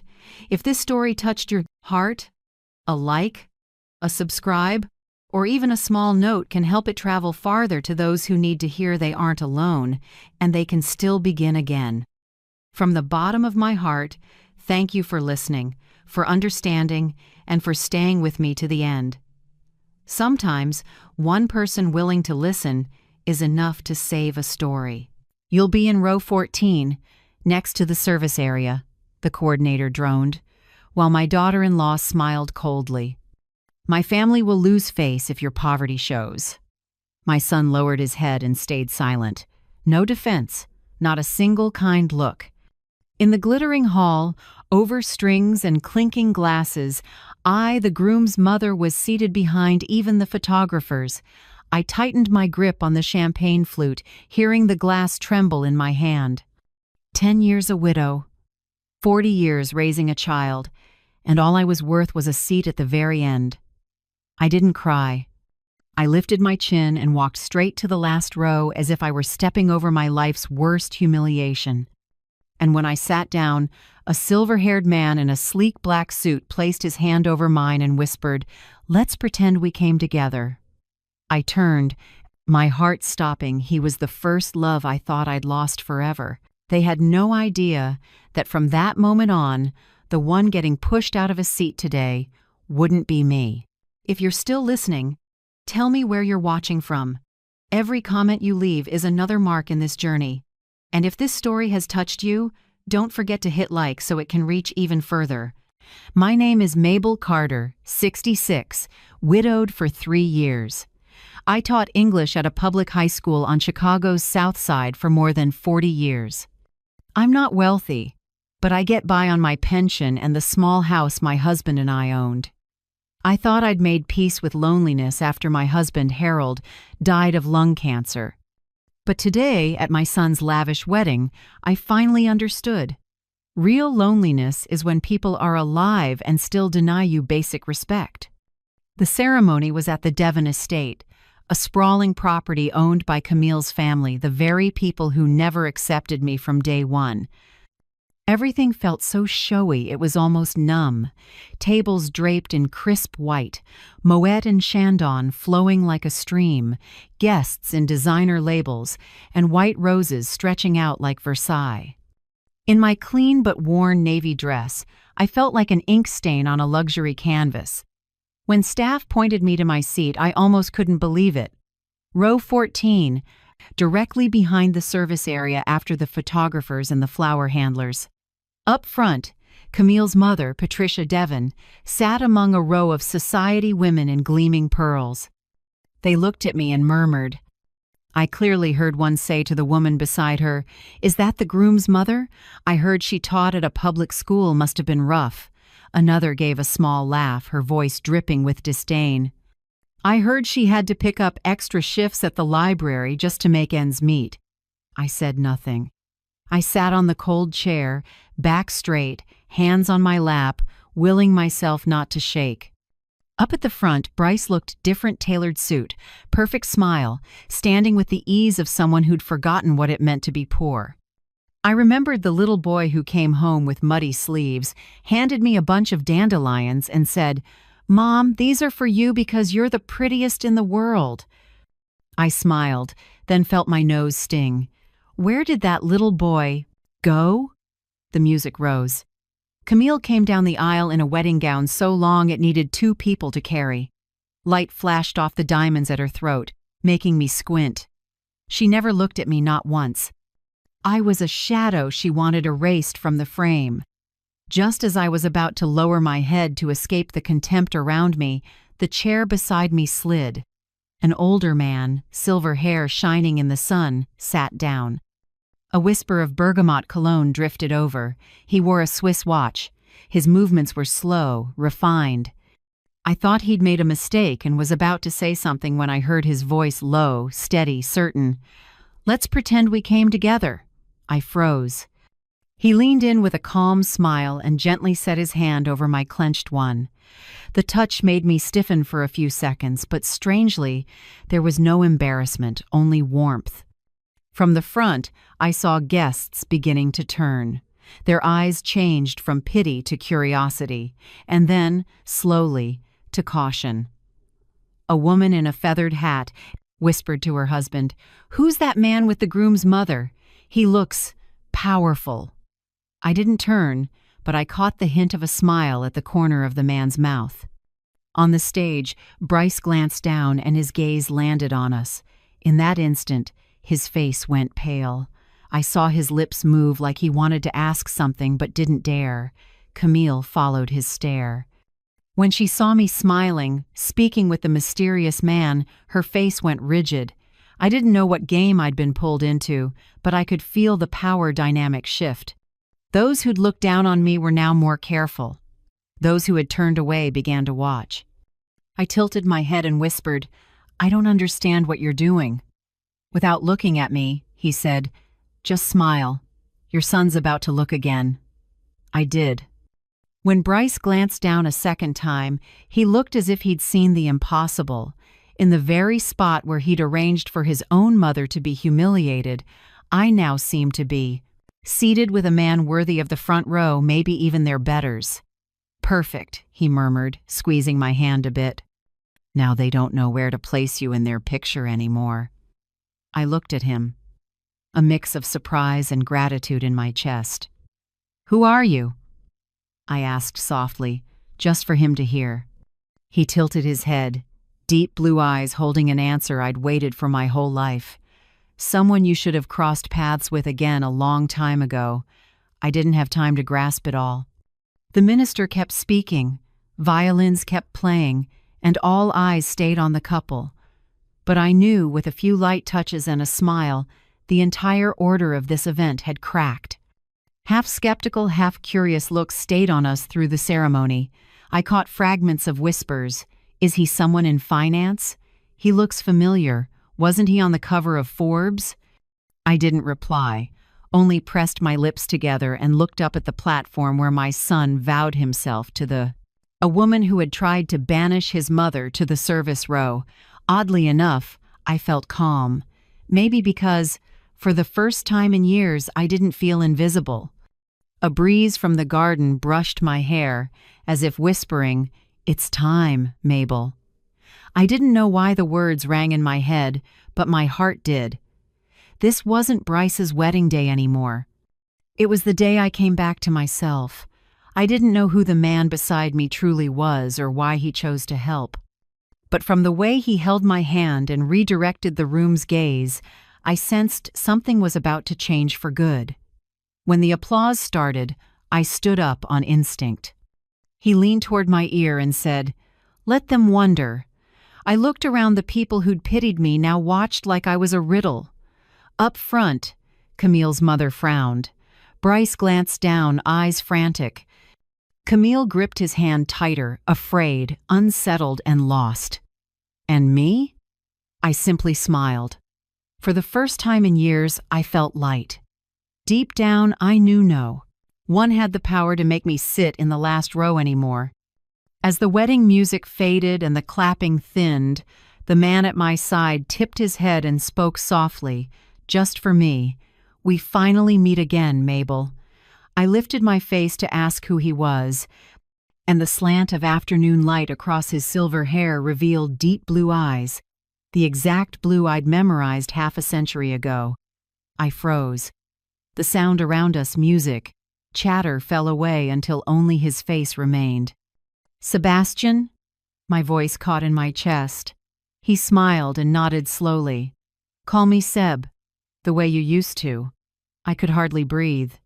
That name, I hadn't spoken it in 50 years. I thought I'd forgotten, but memories don't die, they only sleep. We stayed quiet for a few minutes as the clapping dwindled and the crowd drifted off. I noticed his hand still holding mine warm, steady, as if no years had passed at all. You've changed a lot, but your eyes haven't, Seb said gently, his voice deeper and a touch rough with age. When the minister read the vows, you still bit your lip. I saw. I laughed through a tight throat, embarrassed and moved. You remember things like that? I don't forget anything about you, Mabel, especially the things that once made life feel meaningful. I looked away, hiding the tear that had slipped free. As people began to scatter, Seb said, "Walk with me? I've got a lot to tell you." I nodded. We left the reception and wandered into the garden behind the mansion, where rows of lavender perfumed the evening breeze. Voices and laughter faded, leaving only the soft crunch of our shoes on gravel. I looked for you for years, Seb began, eyes straight ahead. That year I went to London for a business program. I thought I'd be gone a few months. I wrote you dozens of letters, sometimes one every week, sent to your old home address. I stopped. A breeze shivered across my shoulders. I never got a single one. Seb turned, his eyes filling with shock and a deep sadness. Not one? No calls, no messages? I shook my head. Not a word. I thought you'd forgotten me or found someone else. My mother told me you were the kind of man who only cared about money. Seb closed his eyes, exhaling hard. Margaret, I suspected. When I came back, I called and was told you'd moved with no forwarding address. I went to the house, but they said it had been sold. I was quiet, his words falling like rain on a field of parched memories. Loose pieces slid into place, years of waiting for letters that never came, my mother's refrain, "Marry someone stable. Don't be foolish for love," I whispered, almost confessing. She hid everything. She even erased the messages on the landline. I was naive and believed you'd moved on. Then I met Harold, kind, steady, safe, and convinced myself it was for the best. Seb stepped closer, eyes glassy.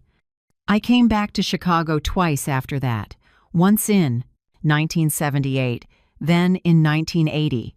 The first time, I hired someone to find you, but you were married. The second time, I saw your wedding photo in the paper and knew I was too late. I gave a small, aching smile. 50 years late, Seb. Maybe fate kept a sliver of mercy for us. He nodded, voice rough. I never married.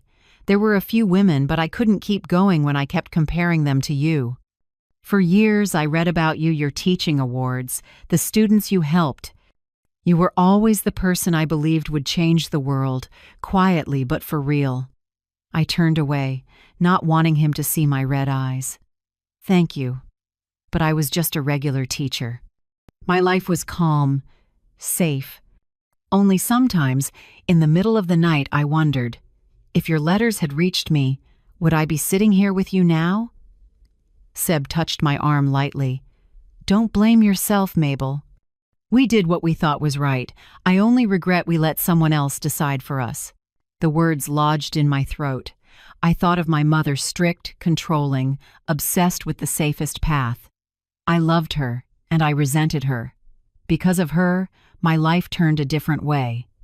We stopped by a small garden pond, its surface catching the late sun. Seb sat on a stone bench and motioned for me to join him.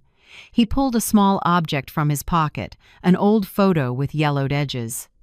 A young woman with brown hair smiled brightly, holding a fistful of wildflowers.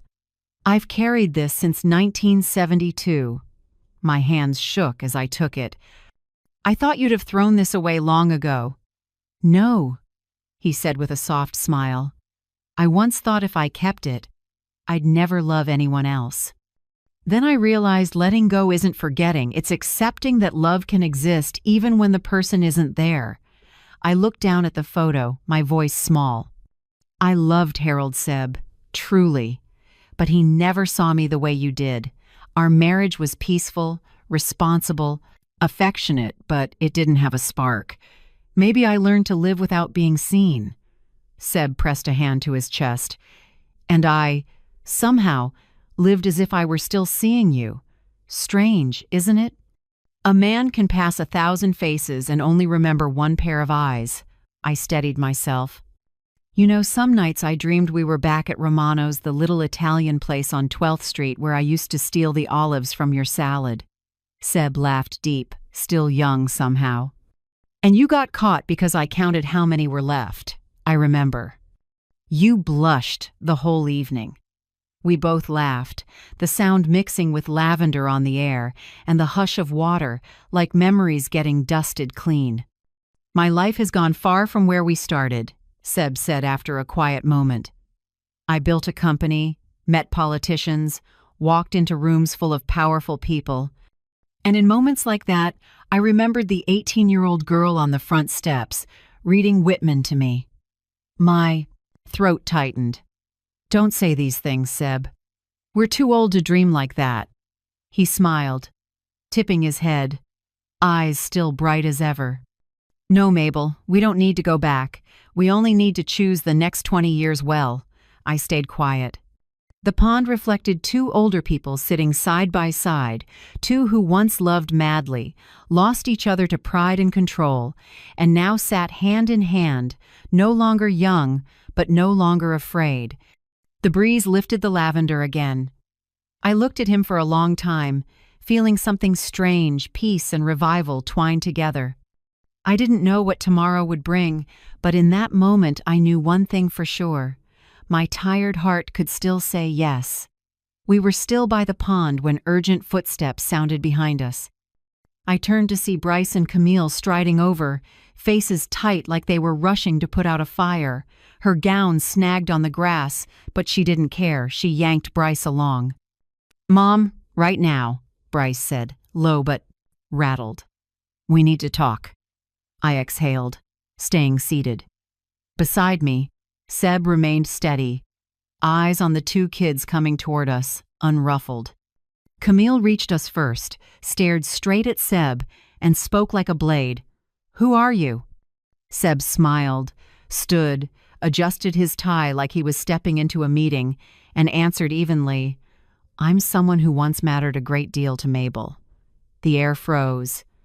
Bryce blinked, as if trying to assemble pieces he'd never seen before. Camille frowned, stepped back, then dropped her voice to a sharp hiss. I'm serious. This is my son's wedding, not a place for strangers. I rose, voice calm. Camille, you're speaking to my guest, and he is most certainly not a stranger. Seb gave me a brief nod enough to steady me. He said clear and level, I'm sorry if my presence bothers you, Miss Devon. But perhaps you should worry more about how you treat your mother-in-law than about other people's resumes. Camille froze like she'd been slapped. Bryce reached out, trying to ease the moment, but Seb went on before they could speak. I watched from start to finish a mother pushed to the last row at her own son's wedding. Humiliation dressed up as honor and money. I heard Bryce take a sharp breath. No, you've got it wrong, he said quickly. It was just a seating mix-up.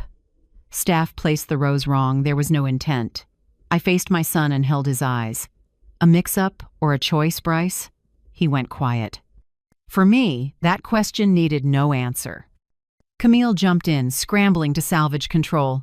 Mabel, I think you're being too sensitive. Everyone was busy and, you know, our family's reputation had to be protected.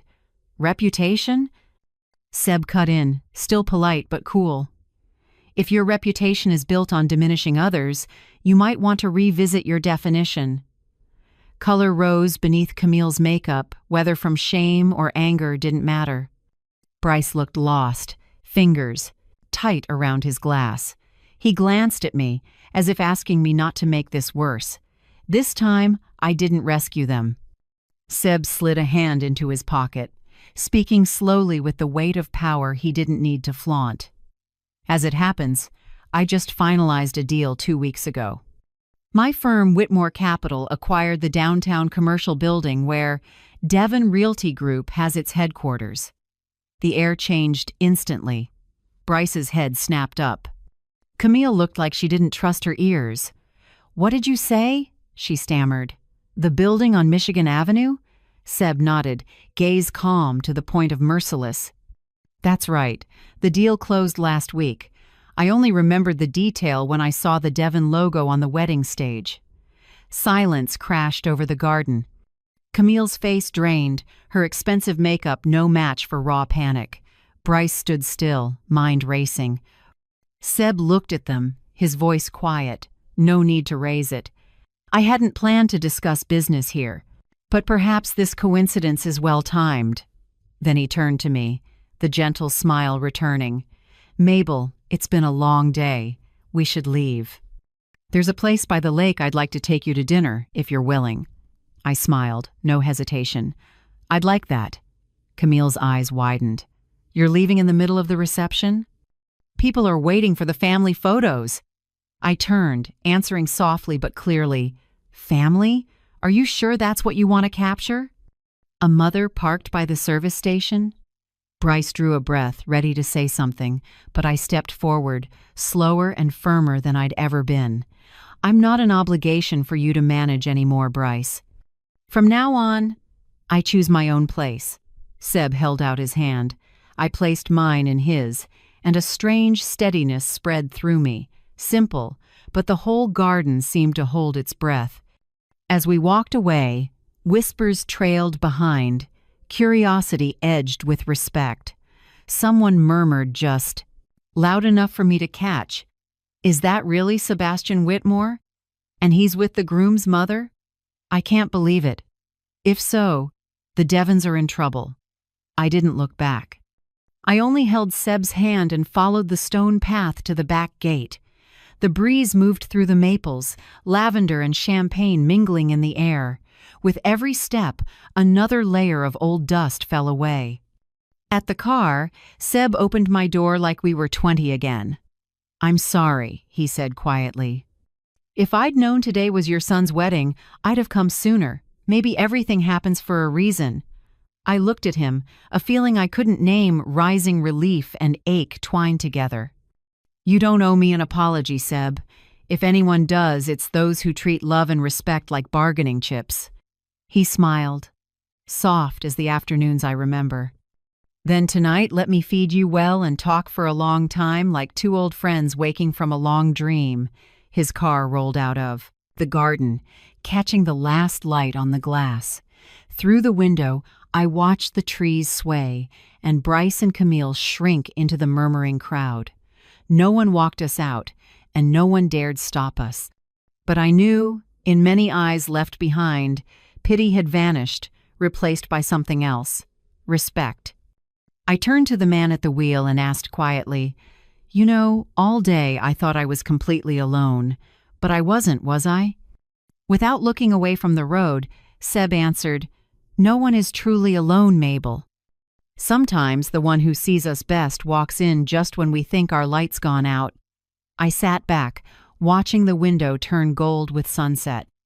For the first time in years, my heart beat slow and peaceful, and somehow stronger. I didn't know how the night would end. I only knew this: the woman in row 14 didn't sit there anymore. Lakeview Terrace sat right on Lake Michigan, walls of glass catching the last spill of daylight. Evening light washed the silk curtains gold. Soft, jazz drifted in a mellow saxophone threading through the quiet clink of silverware and the low laughter of a few couples nearby. Seb chose a small corner table facing the water, where white sails in the distance looked like fragments of memory floating by. He pulled out my chair, still precise and thoughtful, as if 50 years had never been cut away. "You still like sitting by the window," he said gently. "Remember the first time at Romano's? You chose the table by the glass so the light would hit the food just right." I laughed, fingers brushing the water glass. "You remember that?" "Everything connected to you," he said, eyes warm and deep. The server arrived. Seb didn't need a menu. Lasagna with beef, a caprese salad, no onions, and a small pour of Italian red, not chilled. I stared at him, astonished. "That's exactly what I ordered 50 years ago." He only smiled and nodded for the server to go. We let a gentle silence settle. I watched the ripples on the lake mirror the first city lights. It was so peaceful I didn't know where to begin. In the end, Seb spoke first. He wanted to know how I'd been living all these years. He'd read in the papers that my students loved me, but he wanted to hear it from me. I smiled, slowly. I taught English for 42 years. Maybe what makes me happiest is when former students come back to visit. Some bring their little kids and say I'm the reason they went to college. I paused, then continued. In those last years I was teaching while caring for Harold. His illness stretched on for more than 2 years. Every evening I read him the Whitman poems he loved. After he was gone, I kept reading, as if he were still sitting there. Seb listened without interrupting. Now and then he nodded, his eyes holding a sorrow I didn't dare look at for long. After Harold died, I thought I'd gotten used to loneliness. I went on, my voice turning hoarse. But really, I was just living in silence. Bryce called me every 2 weeks, right on the dot, asked the same 3 questions. "Are you well? Do you need anything?" "I'm very busy." That tone, like he was calling out of obligation. Seb sighed. "I understand. Obligation is the worst form of love. It pretends to care, but the heart is gone." I gave a small laugh, then asked, "What about you, Seb? Did you ever have someone?" He leaned back slightly, looking out at the lake. "Yes, a few, but it always felt unfair to them. No matter how good they were, I kept comparing them to someone who'd gone very far away. In the end, I chose to live alone. Alone, but not empty. Maybe because I always believed you were okay somewhere." That line made my heart pinch. For a moment, I saw the 18-year-old boy again, sitting under the tree in front of my house, notebook in his arms, smiling every time I read a poem. The server brought our food, the lasagna fragrant and steaming. I took a bite. The richness of meat, cheese, and tomato sauce spread across my tongue, and I suddenly laughed. "What is it?" Seb asked. "It's just, this tastes as good as it did back then." And I almost cried because of it. Cry if you want. There's nothing wrong with letting yourself be moved. I shook my head, swallowed slowly, then whispered, "No, I don't want to cry anymore. I want to remember it with a smile." We ate unhurriedly, each sentence filling in the gaps of the years we'd lost. When the red wine was topped off, Seb rested an elbow on the table, the light casting a warm gold in his eyes. "Mabel, we can't turn back time, but we can choose tomorrow." I looked at him in silence. Inside me, something both strange and familiar stirred, as if an old heart were waking from a long sleep. "You make it sound too simple," I answered, my voice trembling. "Because it really is simple. Happiness doesn't need magic, only the courage to start again." Before I could reply, my phone buzzed in my purse. I glanced down 7 missed calls from Bryce and 3 messages from Camille. They all said the same thing. "Who is Sebastian Whitmore?" "Mom, where are you? Do you know what kind of man he is?" I set the phone face down and exhaled slowly. "They've started digging into you." Seb smiled lightly.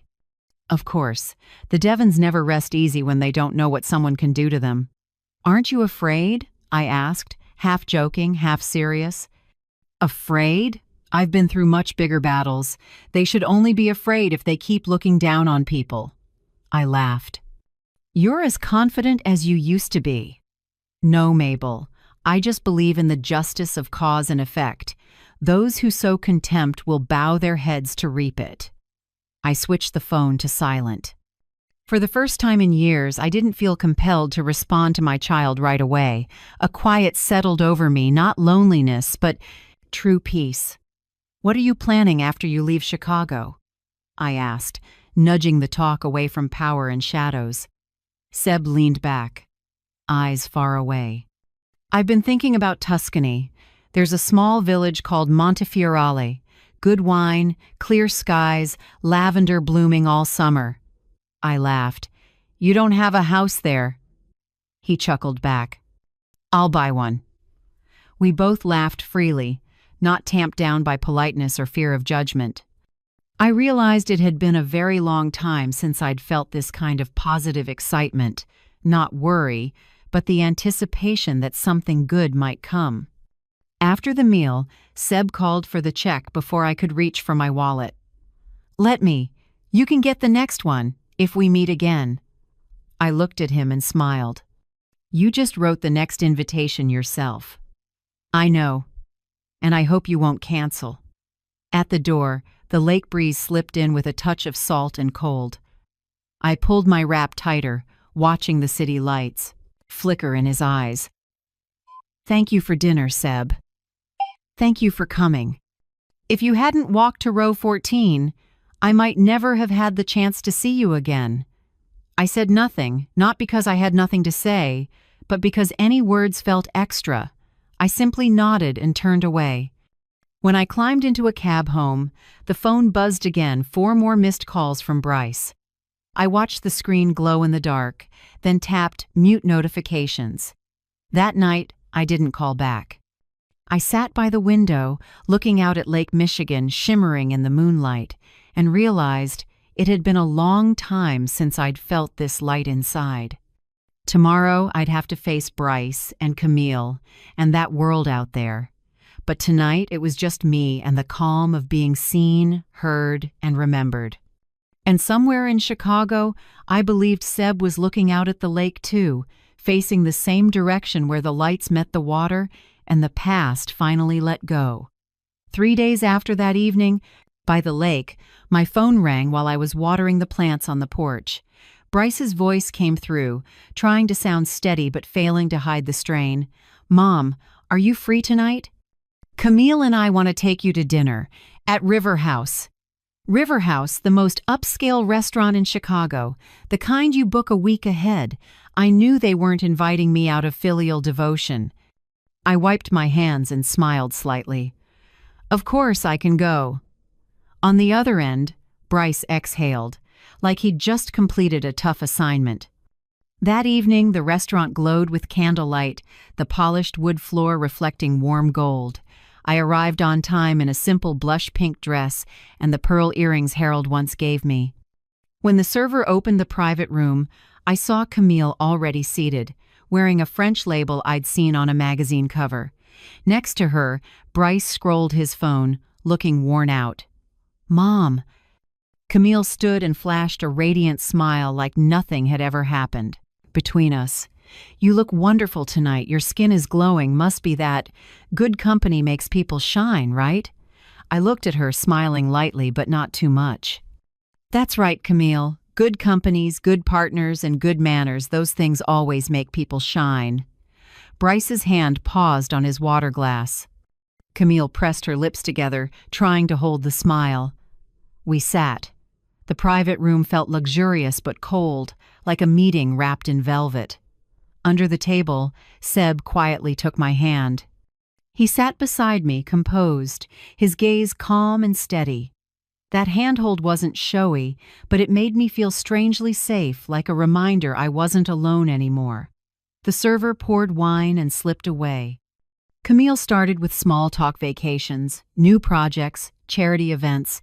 Everything came out in a flat, practiced tone, like she was executing a strategy rather than having a conversation.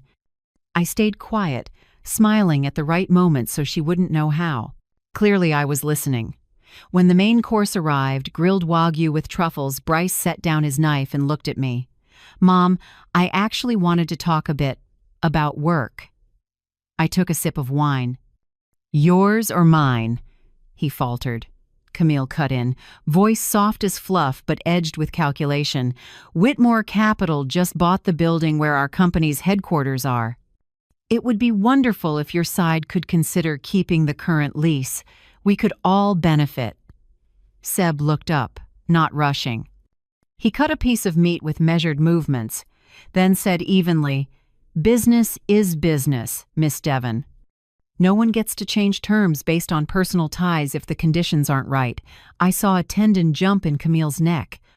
Bryce forced a thin smile and tried, "I think things can be flexible as long as both sides want it." Seb set down the knife, a rare sharpness flickering in his eyes. "I'm only flexible with people who know how to show respect." The braze. Words drifted out like a breath, yet the room fell absolutely silent. I straightened, set my glass down, and said gently but clear, "Before we talk business, maybe we should talk about something more important. Respect." Bryce looked at me, flustered. "Mom, I know there was a little misunderstanding at the wedding."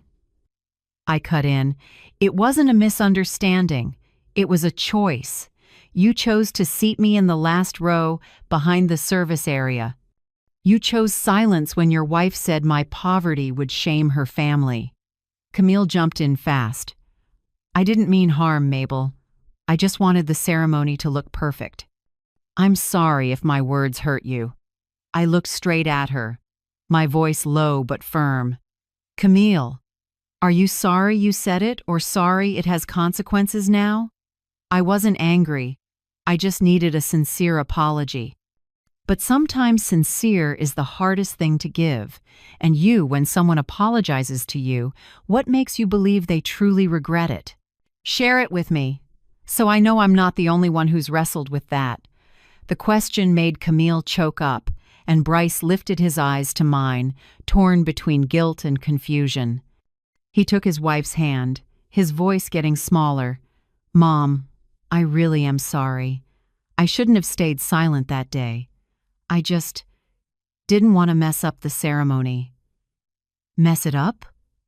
I asked softly. "More than seating your mother by the service station? You once promised your father you'd never make me feel left out.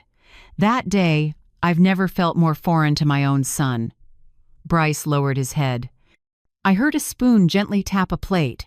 Camille set it down, trying to hide her irritation. Seb spoke up, quiet but impossible to dismiss. "Whitmore Capital didn't buy that building to make trouble. But we respect principles. Those who act right will always be treated right." They both understood. Camille slid back into politeness. "Of course. I just thought, we're family. We could find a way to work together so no one loses." I took another sip of wine, the tannins blooming lightly on my tongue. "Family isn't a contract, Camille. I don't need collaboration. I need respect." She forced a smile and shifted to congratulating the fresh start of our marriage, but her voice had lost its ease. I listened, but said nothing more. The meal ended in polite silence. Only the distant jazz filled the space between us. When the server cleared dessert, Seb stood first and pulled out my chair. "I think we should go, Mabel. Let's not let anyone mistake this for a negotiation." I rose and turned to my son. "Bryce, I hear your apology. But forgiveness takes time. It's not something you can propose." He nodded, eyes damp but controlled. Camille stood still, lips pressed tight. Before I left, I looked at the two young people, the child I raised with sweat, and the woman I once believed would make him happy. "I hope when you say, 'I'm sorry,' it's because you mean it, not because you're afraid of losing a contract or status." No one answered. The table light reflected my face calm. Not angry, not bitter. I turned and walked out with Seb. On the way home, the city blazed, towers like glass blocks against the night. In the car, Seb stayed quiet, giving me room to think. "After a while," he said softly, "you held the ground, Mabel. I'm proud of you." I looked out the window, a faint smile rising. "Maybe I finally learned what you've known all along, that silence can be stronger than words." He nodded and found my hand, giving it a gentle squeeze. That night, I didn't feel tired. Maybe because, for the first time in years, I'd walked out of a conversation without feeling smaller. I didn't forgive quickly. I know forgiveness is a privilege, and this time, I won't hand it out easily. The next morning, I was making tea when the doorbell rang. The sound was even slow, arrogant, the kind of a person who rings not to wait, but to command. I opened the door. Patricia Devon, Camille's mother, stood there. She looked just as she had at their engagement party. A cream cashmere coat, a triple-strand pearl necklace, and a smile with more arithmetic than goodwill. "Mabel, dear, I hope I'm not intruding."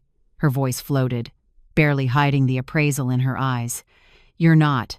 Please come in." She crossed the threshold and let her gaze sweep the living room. I recognized that look from people who live in luxury they don't admire. They appraise.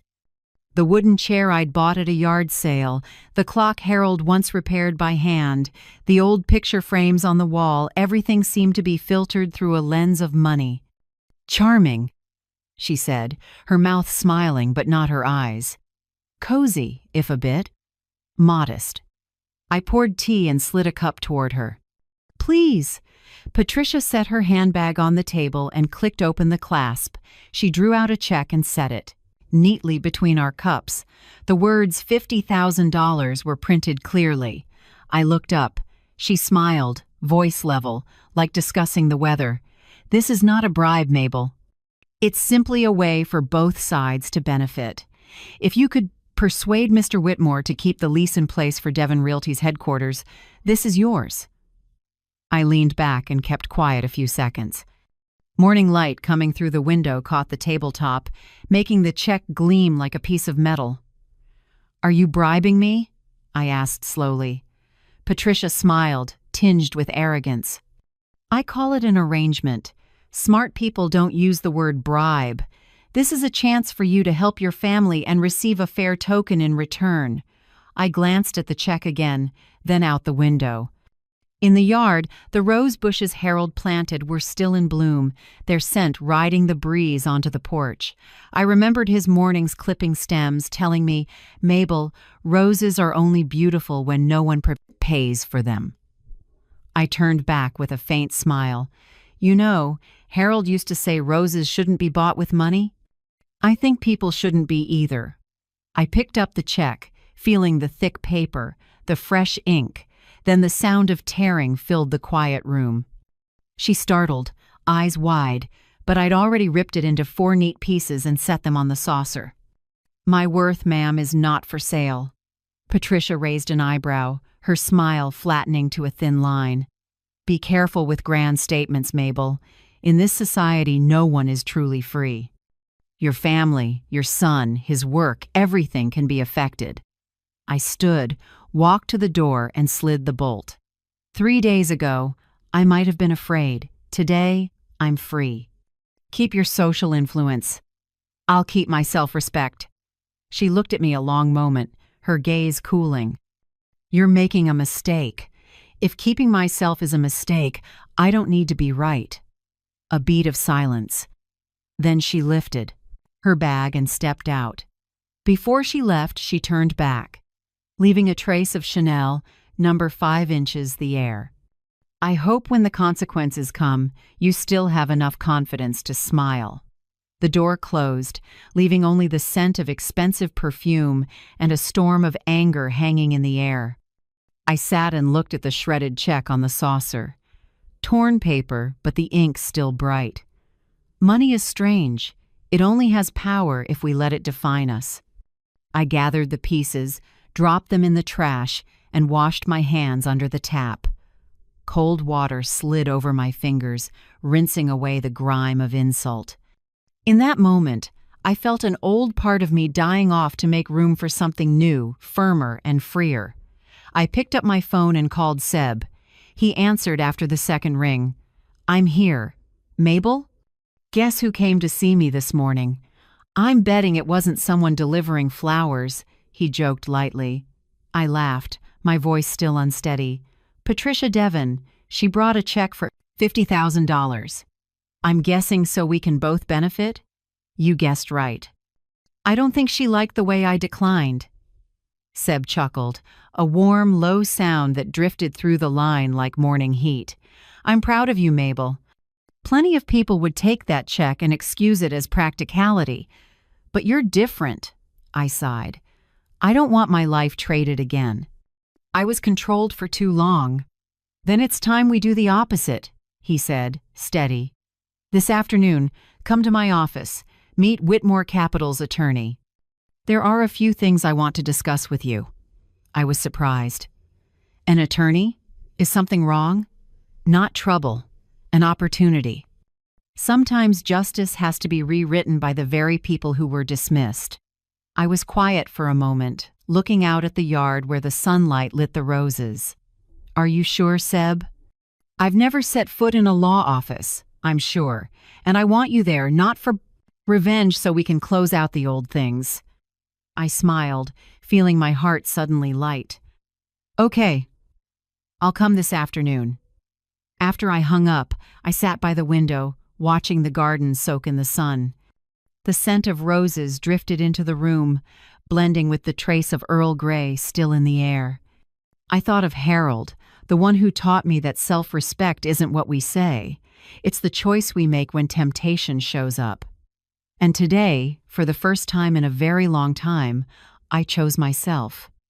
Not out of anger, but because I want to be free in this little house, in a rose garden no one can price. Outside, the clouds thinned, sunlight poured through the frame, and fell across the tea table and the stray scraps of check, glinting like small streaks of a new beginning. That afternoon, I went to Whitmore Capital as promised. The tower's glass caught the sun, imposing and cold, the kind of architecture that reminds you power doesn't have to shout, it just sits higher. Seb met, and me in the lobby, still in that familiar charcoal suit and deep blue tie. He smiled softly when he saw me, his eyes both encouraging and gentle. You're here. Nora's waiting in the conference room. The room was on the 27th floor, with cherrywood paneling and a long table under muted lights. The woman at the head of the table stood as we entered, attorney Nora Patel, around 40, petite, with eyes sharp as a fresh blade. Nice to meet you, Mrs. Carter. I've heard a lot about you from Mr. Whitmore. We shook hands, her grip warm but decisive. A thick file lay on the table, tabbed with blue and red flags. Nora opened her laptop, her tone calm and professional. I've reviewed the full file on Devon Realty Group. You may want to know a few things. The screen showed a financial analysis, numbers, charts, debt ratios, but Nora never let me get lost. She explained slowly and clearly, like a teacher used to speaking to people outside the business world. Devon Realty is currently running a very high financial leverage. In plain terms, they're carrying more debt than they can reasonably service over the next 18 months. They are almost entirely dependent on their current building, where Whitmore Capital holds 100% control. I stayed quiet, feeling my heartbeat slow. If the lease is terminated, they'll have to move everything: staff, data, client contracts. The average cost will be more than $200,000, not counting reputational damage in the market. Seb sat beside me with his fingers laced, eyes on me, as if asking silently, "Are you ready for them to taste the bitterness they served you?" Nora flipped a page. There are two options. Option A, terminate the lease immediately. I heard the rustle of paper as she continued. Option B, sign a new lease. But this time on our terms. I tilted my head, questioning with my eyes. Nora slid a draft toward me. The new rent will be 18% higher. The term will be only 3 years instead of 10. More importantly, this lease will include a special clause, an ethics disclosure. I frowned. An ethics disclosure? Seb smiled slightly and nodded for Nora to go on. She did. Yes. This clause requires Devon Realty to carry out 4 public actions as a precondition to continuing the lease. She listed them, voice clear, without hesitation. First, a public apology letter to Mrs.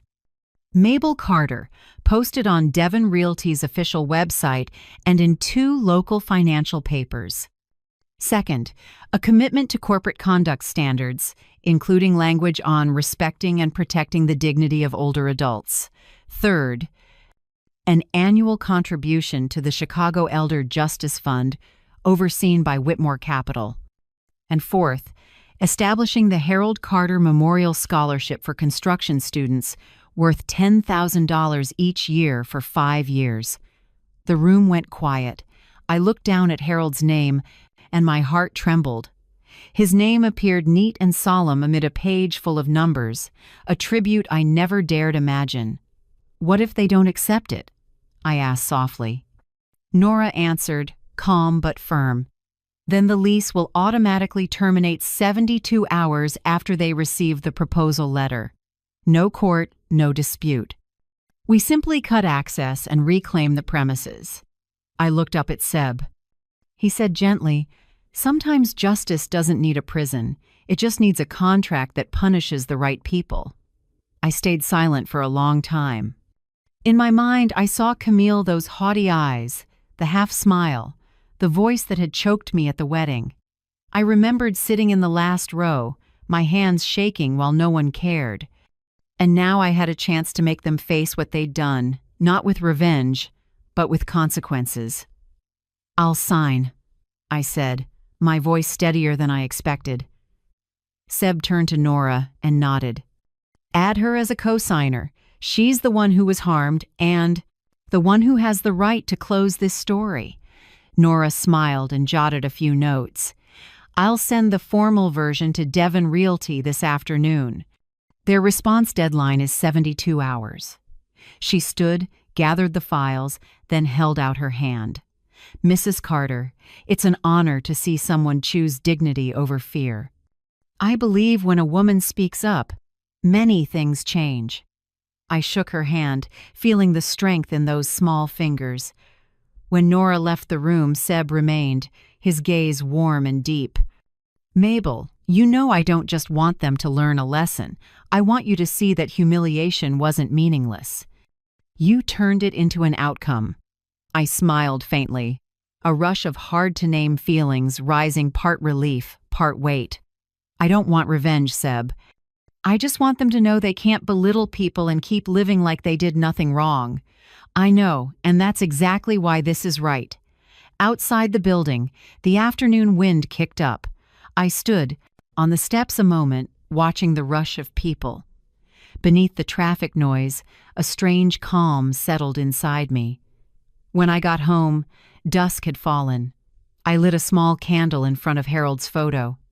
His face was still gentle in the frame, his smile holding both faith and forgiveness. The flame quivered against the glass. I spoke very softly, as if whispering back to the past. "I protected myself, love, and I kept the honor of us both." The candlelight shimmered, climbed the wall, and washed across my hands. Outside, the night wind off Lake Michigan slipped through the window, carrying the scent of roses from the garden, the fragrance Harold loved. For the first time in years, I felt I was standing in the right place, not because anyone lifted me up, but because I had finally chosen not to bow. 2 days after the formal proposal went out, I was reading by the window when my phone wouldn't stop buzzing. Bryce's name filled the screen, the third call in 10 minutes. I hesitated, then picked up. My son's voice came fast and panicked. "Mom, you have to tell Mr. Whitmore to stop this right now. This is blackmail." I was quiet for a few seconds. Outside, the breeze stirred the curtain, morning light spilling across the table like water. "No, Bryce," I said slowly. "This isn't blackmail. These are consequences."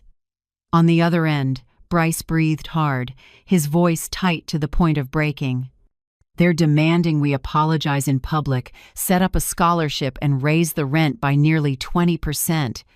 You know that will kill the company. I'm trying to protect our family's dignity, yours too." I pressed my lips together and looked at the cold tea in front of me. "Dignity, son? Where was your dignity when I was seated in row 14? When you let someone say your mother's poverty embarrasses us?" No answer. only Bryce's ragged breathing and a heavy silence stretching like a rope tightening at both ends. Finally, he spoke, lower now. "Mom, I don't want to fight. I just want a deal. Tell me what you need to let this go. Money or something else?" I gave a small laugh, not mocking, just bitter. "A deal? Bryce, I don't need anything. I just want you to choose a side." "A side?" His voice jumped, surprised. "Yes, between the family that humiliated me and the mother who gave birth to you." On the line, everything went still. I thought he'd hung up until I heard a rough, shaky whisper. "I don't know what to say." "Then don't say anything. Think," I said. "Because for the first time in your life, Bryce, you can't buy or bargain with your mother's self-respect." I was about to hang up, but paused, softening my tone. "Do you remember when you were 8? You told me you'd never let anyone make me cry. On your wedding day, I cried. Not because I was insulted, but because you stayed silent." I heard a long inhale, then only quiet. A long quiet, heavy, as a decade of avoiding the mirror. "At last," I said, gently like a goodbye. "I hope you choose what's right this time. But I can't wait forever." Then I ended the call, refusing to let the conversation slide back into the old orbit where I had to soothe, yield, and soften other people's wrongs. That afternoon, I met Seb at a gallery in River North. No tension, no negotiating, just two people looking at abstract paintings for the penthouse Whitmore Capital was finishing. Seb wanted me to choose, but I've never been good at big decisions. For the first time in my life, I was about to say, "You pick," and stopped. I looked at a large canvas fields of blue and white, like the sky after a storm. "This one," I said, steady. "It makes me feel like I'm breathing." Seb smiled and nodded. "I think Harold would agree." I smiled back. "Harold would say this color shows dust too easily, but he'd agree." We stood together a long time, watching light strike. The wood frame. It felt strange in the best way to take part in a big decision without fear. No fear of being judged, no fear of being looked down on, no fear of being wrong. I realized the right to choose isn't a privilege, it's something I'd accidentally misplaced, loving too many people and forgetting myself. By the time I got home, twilight had settled. I set my bag on the table, turned on the light, and my phone pinged. Bryce. A short line, no period, no frills. "I need time." I sat with that message for a while. No anger, no joy, just an odd stillness. I typed back, "So do I, Bryce. But the clock is running." I put the phone face down and didn't check if he'd read it. I've learned love doesn't mean waiting without limits. Sometimes, to let someone grow up, you have to let them hear the ticking inside themselves, slow, clear, and irreversible. That night, I took a warm bath, brewed lavender tea, and opened an old notebook. The yellowed pages, still, held Harold's handwriting. "To live is to know when to say enough when others think you won't dare." I closed the book and smiled. Outside, the wind off Lake Michigan moved softly and long. I lay down, pulled up the blanket, and listened to my heartbeat. No regret, no anger, just the lightness of invisible cords finally loosening around my chest. For the first time in years, I slept well without nightmares. No scene of me being shoved to the last row, no cold laugh from my daughter-in-law, no averted eyes from my son. Only me, a 66-year-old woman, peaceful in a small house, knowing that when I wake tomorrow, no one can take my self-respect away. On the third morning after the proposal letter went out, I woke earlier than usual. Soft light spilled over the curtains like milk. The house was silent except for the steady tick of the wall clock. Hour 71. If the timeline held, there was just under an hour before the offer expired. I was making tea when a phone rang. Seb. "Mabel, put it on speaker. I think you should hear this call." Richard Devon, chairman of Devon Realty Group, came on low, cool, and for the first time in years, I heard a tremor. Whitmore. I'm calling to confirm we accept all the terms. A pause. I could picture him gripping a coffee mug, fighting to keep his voice even. Including the public apology, the fund contribution, and the scholarship. We'll sign and return it today. Seb stayed even, no gloating, no edge. Good. On time. 4 short words, and the other side knew the game was over. I heard Richard clear his throat, then add, as if to salvage a little dignity, "We hope it ends here." "No one wants more damage," Seb replied, soft as a breath. "The only person who was damaged, Mr. Devon, has already stood up. The rest is just procedure." Then he ended the call. The room fell still. I stood by the tea, my hand trembling, not from joy but because I knew there was no way back. All that had been hidden under family honor would now be public. The insults, the contemptuous looks, row 14, my mother's poverty embarrasses us, all of it would be written down and covered by the press. Seb set a hand on my shoulder, his voice warm and low. "You okay?" I drew a deep breath and nodded. "I'm not scared, just, it feels strange. Like I'm stepping through a doorway I never dared touch." He smiled. "You're not stepping alone." Nora confirmed the apology venue tomorrow night at the country club during the Chicago Children's Fundraiser. Devon Realty is the lead sponsor. They want to announce the signing and apologize right on stage. I raised an eyebrow. In the middle of a fundraiser? Exactly. They want to win back face by showing social responsibility. For me, it's fitting justice, bowing their heads where they were proudest. I was quiet a long time, then asked softly, "You think I should go?" Seb looked at me, steady and kind. "I think you've listened to others speak for you long enough. It's time to show up for your own story." I nodded, warmth and fear braided together inside me. Then, "It's time." That afternoon, a text from Nora Patel arrived. "The final agreement has been signed." They sent the scan. "Tomorrow night, Mr. Richard Devon will read the apology. Media will be present." I stared at the words on the screen, then set the phone down. I knew that moment wouldn't just be a legal win, it would be a kind of moral justice. No one would be jailed, no one would lose their freedom, but everyone would have to face the truth of what they did. That evening, while clearing the table, my phone lit up. Bryce. I opened it to a short message. "Mom, I'll be there for the announcement. I think I need to hear it with my own ears." I read it again and again. A mix of warmth and worry rose in me. Part of me wanted to hold my son and say if he understood, I'd forgive him now. But another part whispered, "Don't go soft too soon, Mabel. Forgiveness should follow humility, not precede it." I typed back simply, "I know. Thank you for telling me." Then I set the phone down, inhaled slowly, and looked at Harold's photo on the table.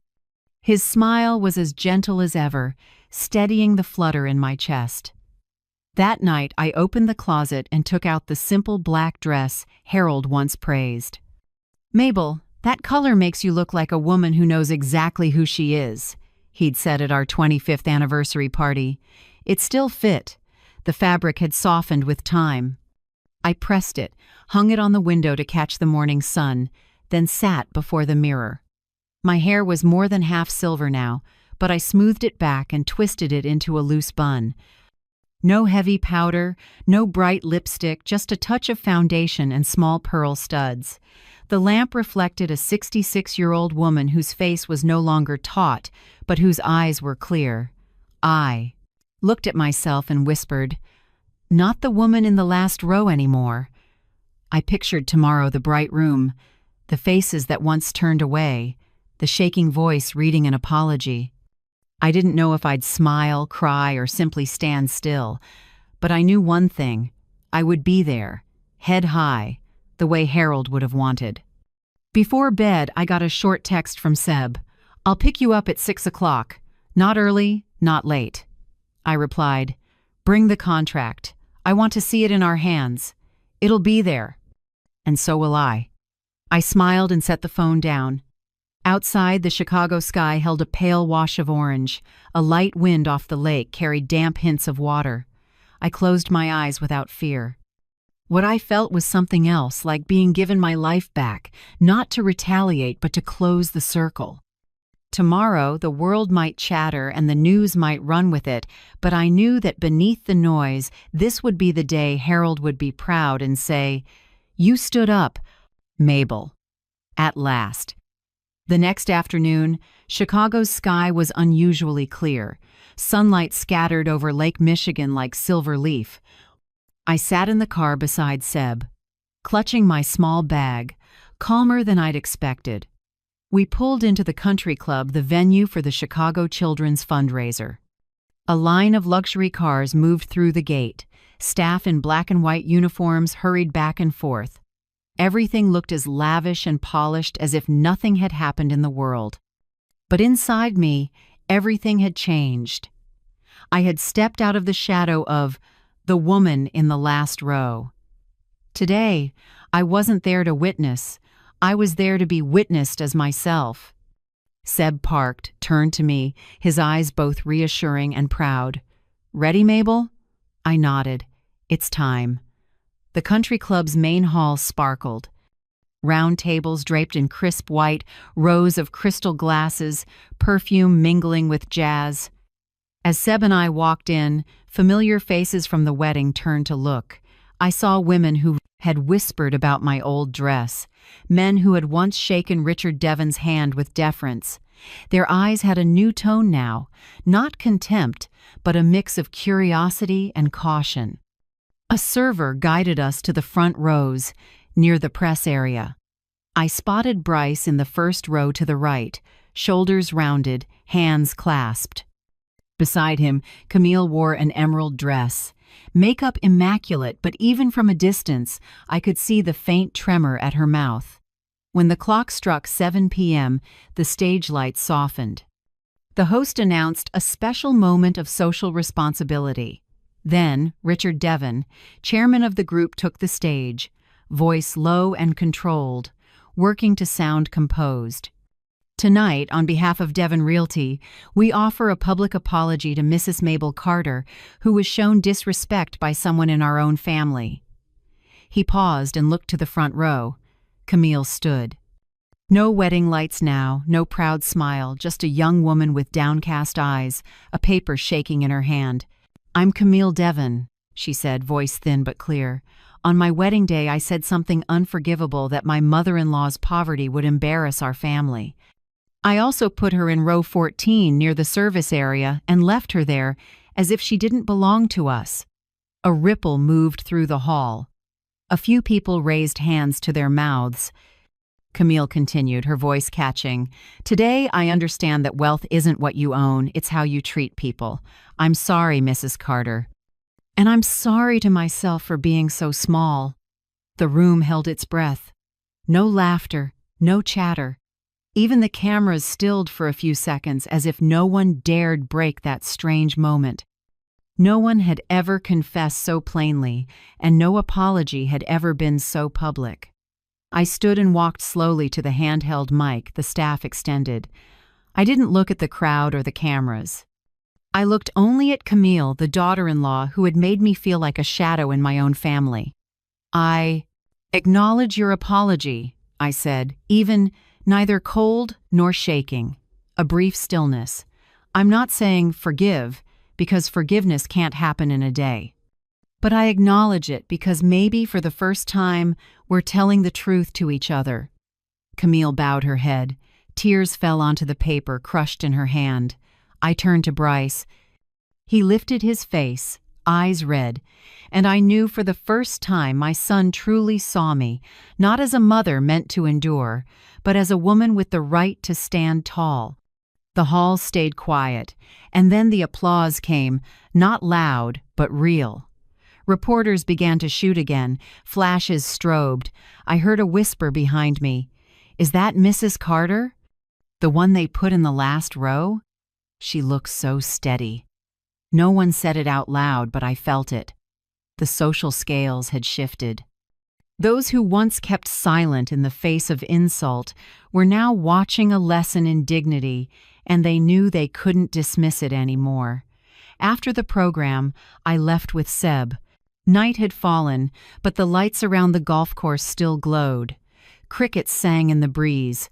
I took Seb's arm, shoulders back, steps sure, each one shedding a layer of heavy memory.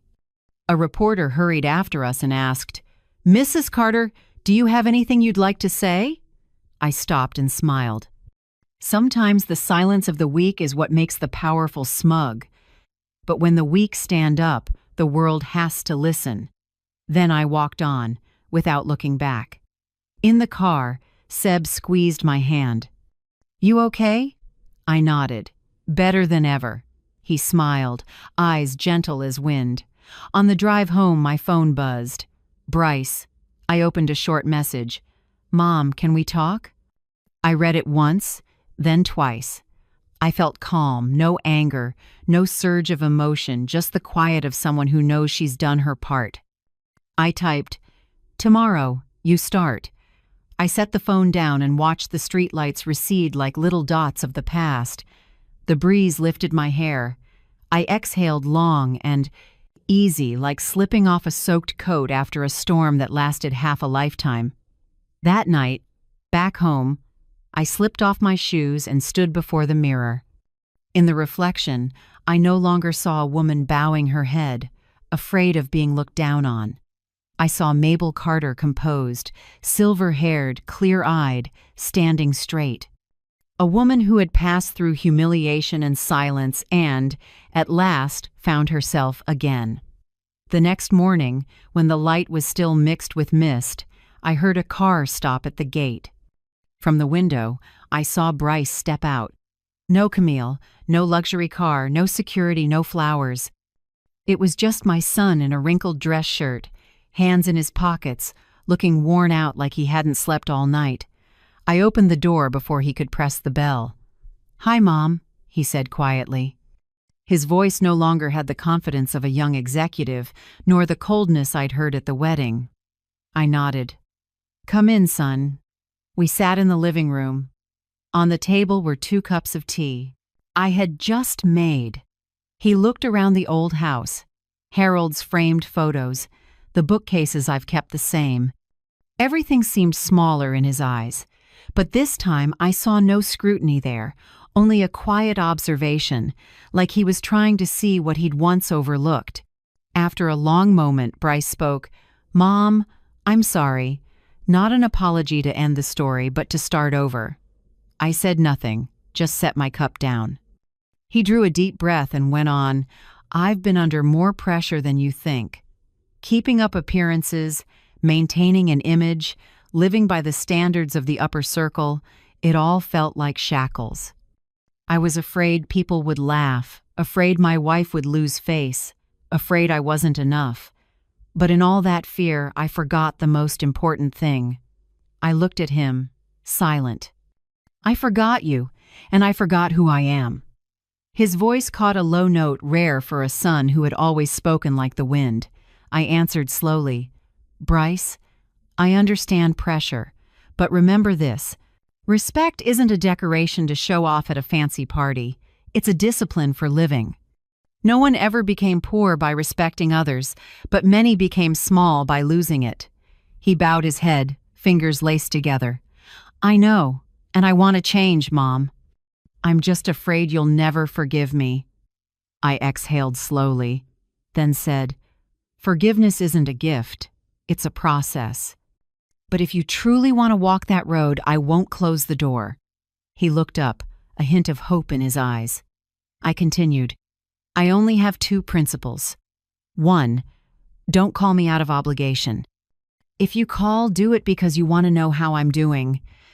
2, the next time there's a family meal, don't leave me sitting alone.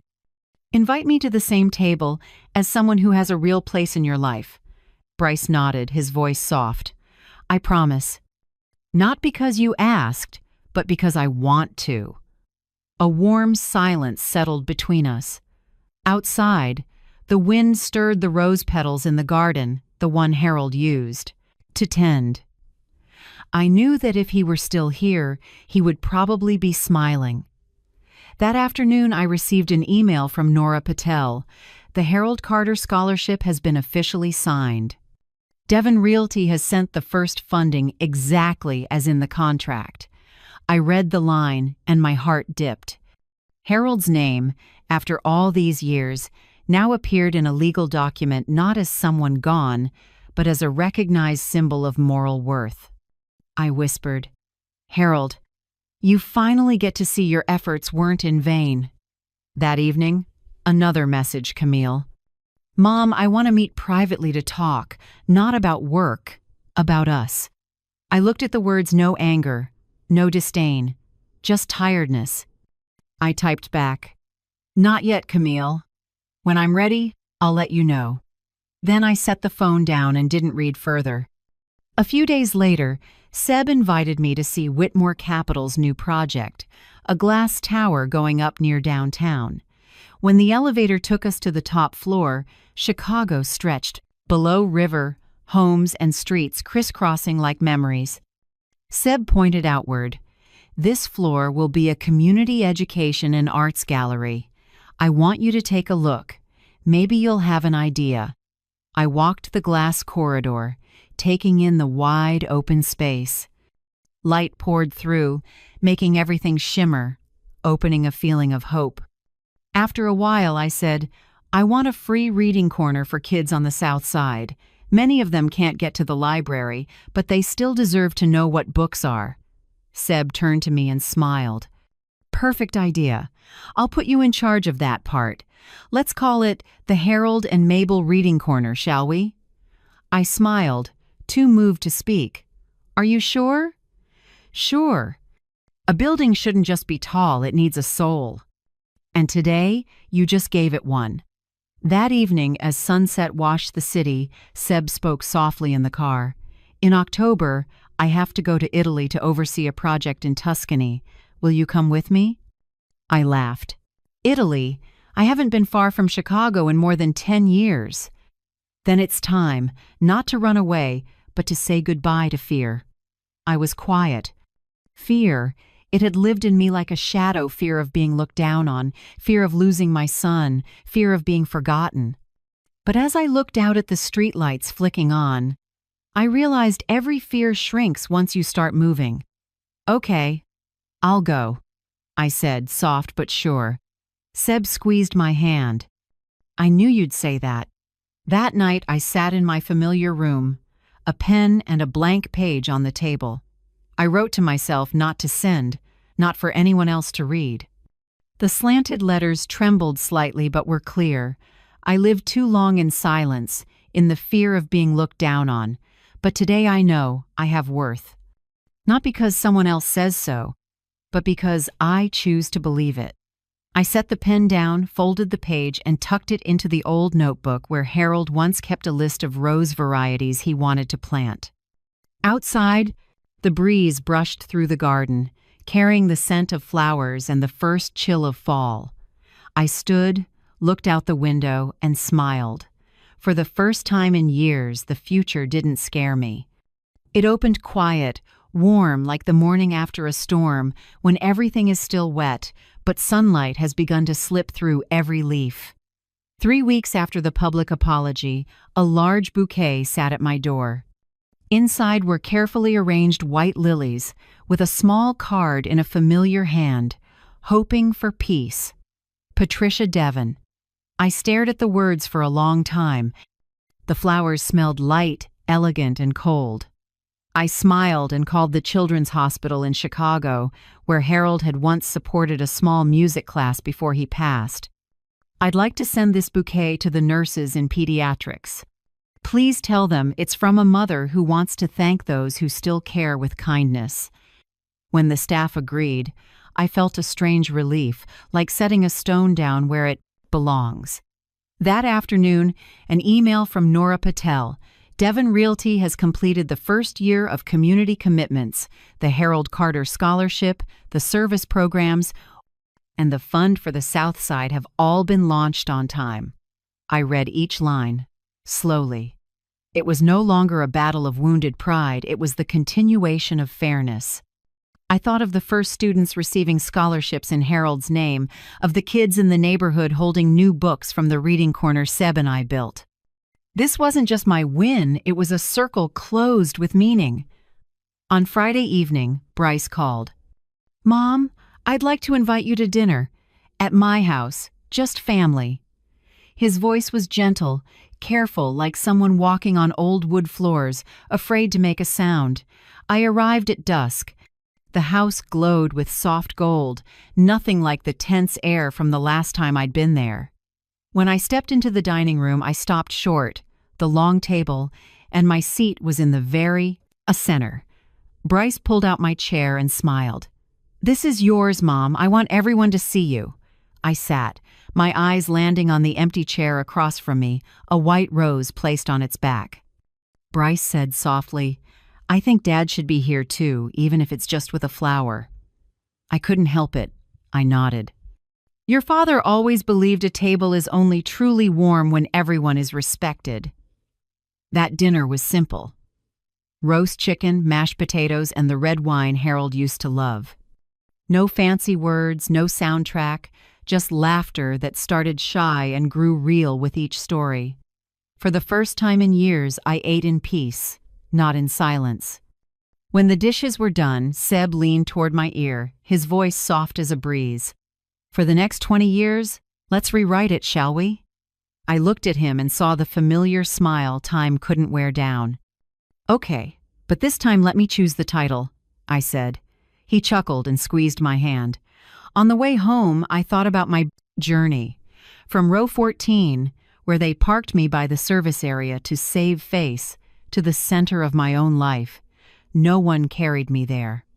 I walked it myself, with pain, with steadiness, and with the belief that dignity can't be reassigned. I know forgiveness isn't a door that swings open with a single word. Forgiveness arrives only when people change long enough that apologies are no longer needed, when actions prove they've learned the lesson of respect. I'll wait for that to happen, without rushing, without forcing, without holding a grudge. That evening, Camille texted, "Mom, I read the article about the Harold Carter Scholarship. I understand now. If you allow it, I want to start over." I typed my reply, each word firm. "The door opens when you are truly ready to live differently, Camille. Not sooner, not later." Then I set my phone down and looked around my small home. On the table were my passport, a new travel journal, and a plane ticket to Tuscany. Seb had already messaged, "I'll pick you up at Florence Airport, and from there we start the new leg." I smiled and packed everything neatly. Tuscany is waiting, but this Chicago won't swallow me anymore.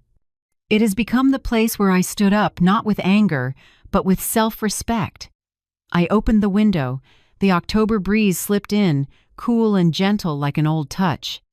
Streetlights spilled across the frame, lighting my face in the mirror, a woman who is no longer afraid of being forgotten, no longer sitting in the last row, but living in the front row of her own life. Thank you for staying with me all the way to this point. Maybe each of us has been pushed to the edge of a table, a story, or our own life just because someone decided we weren't important enough. But if you're still listening, I believe you've stood up from where they thought you'd sit forever. I want to hear your story. Where are you watching from in this wide world? Have you had a moment when you realized, I have worth too? Tell me in the comments, because sometimes a small share can warm someone who's quietly enduring, the way I once did. And if you want to keep walking with me through journeys of healing, finding dignity, and rebuilding trust, please like, subscribe, and turn on the bell. Not for me alone, but for everyone who's been looked down on, to let them know someone understands and there is still hope. I'll see you in the next story, where another woman is learning to smile after the storm.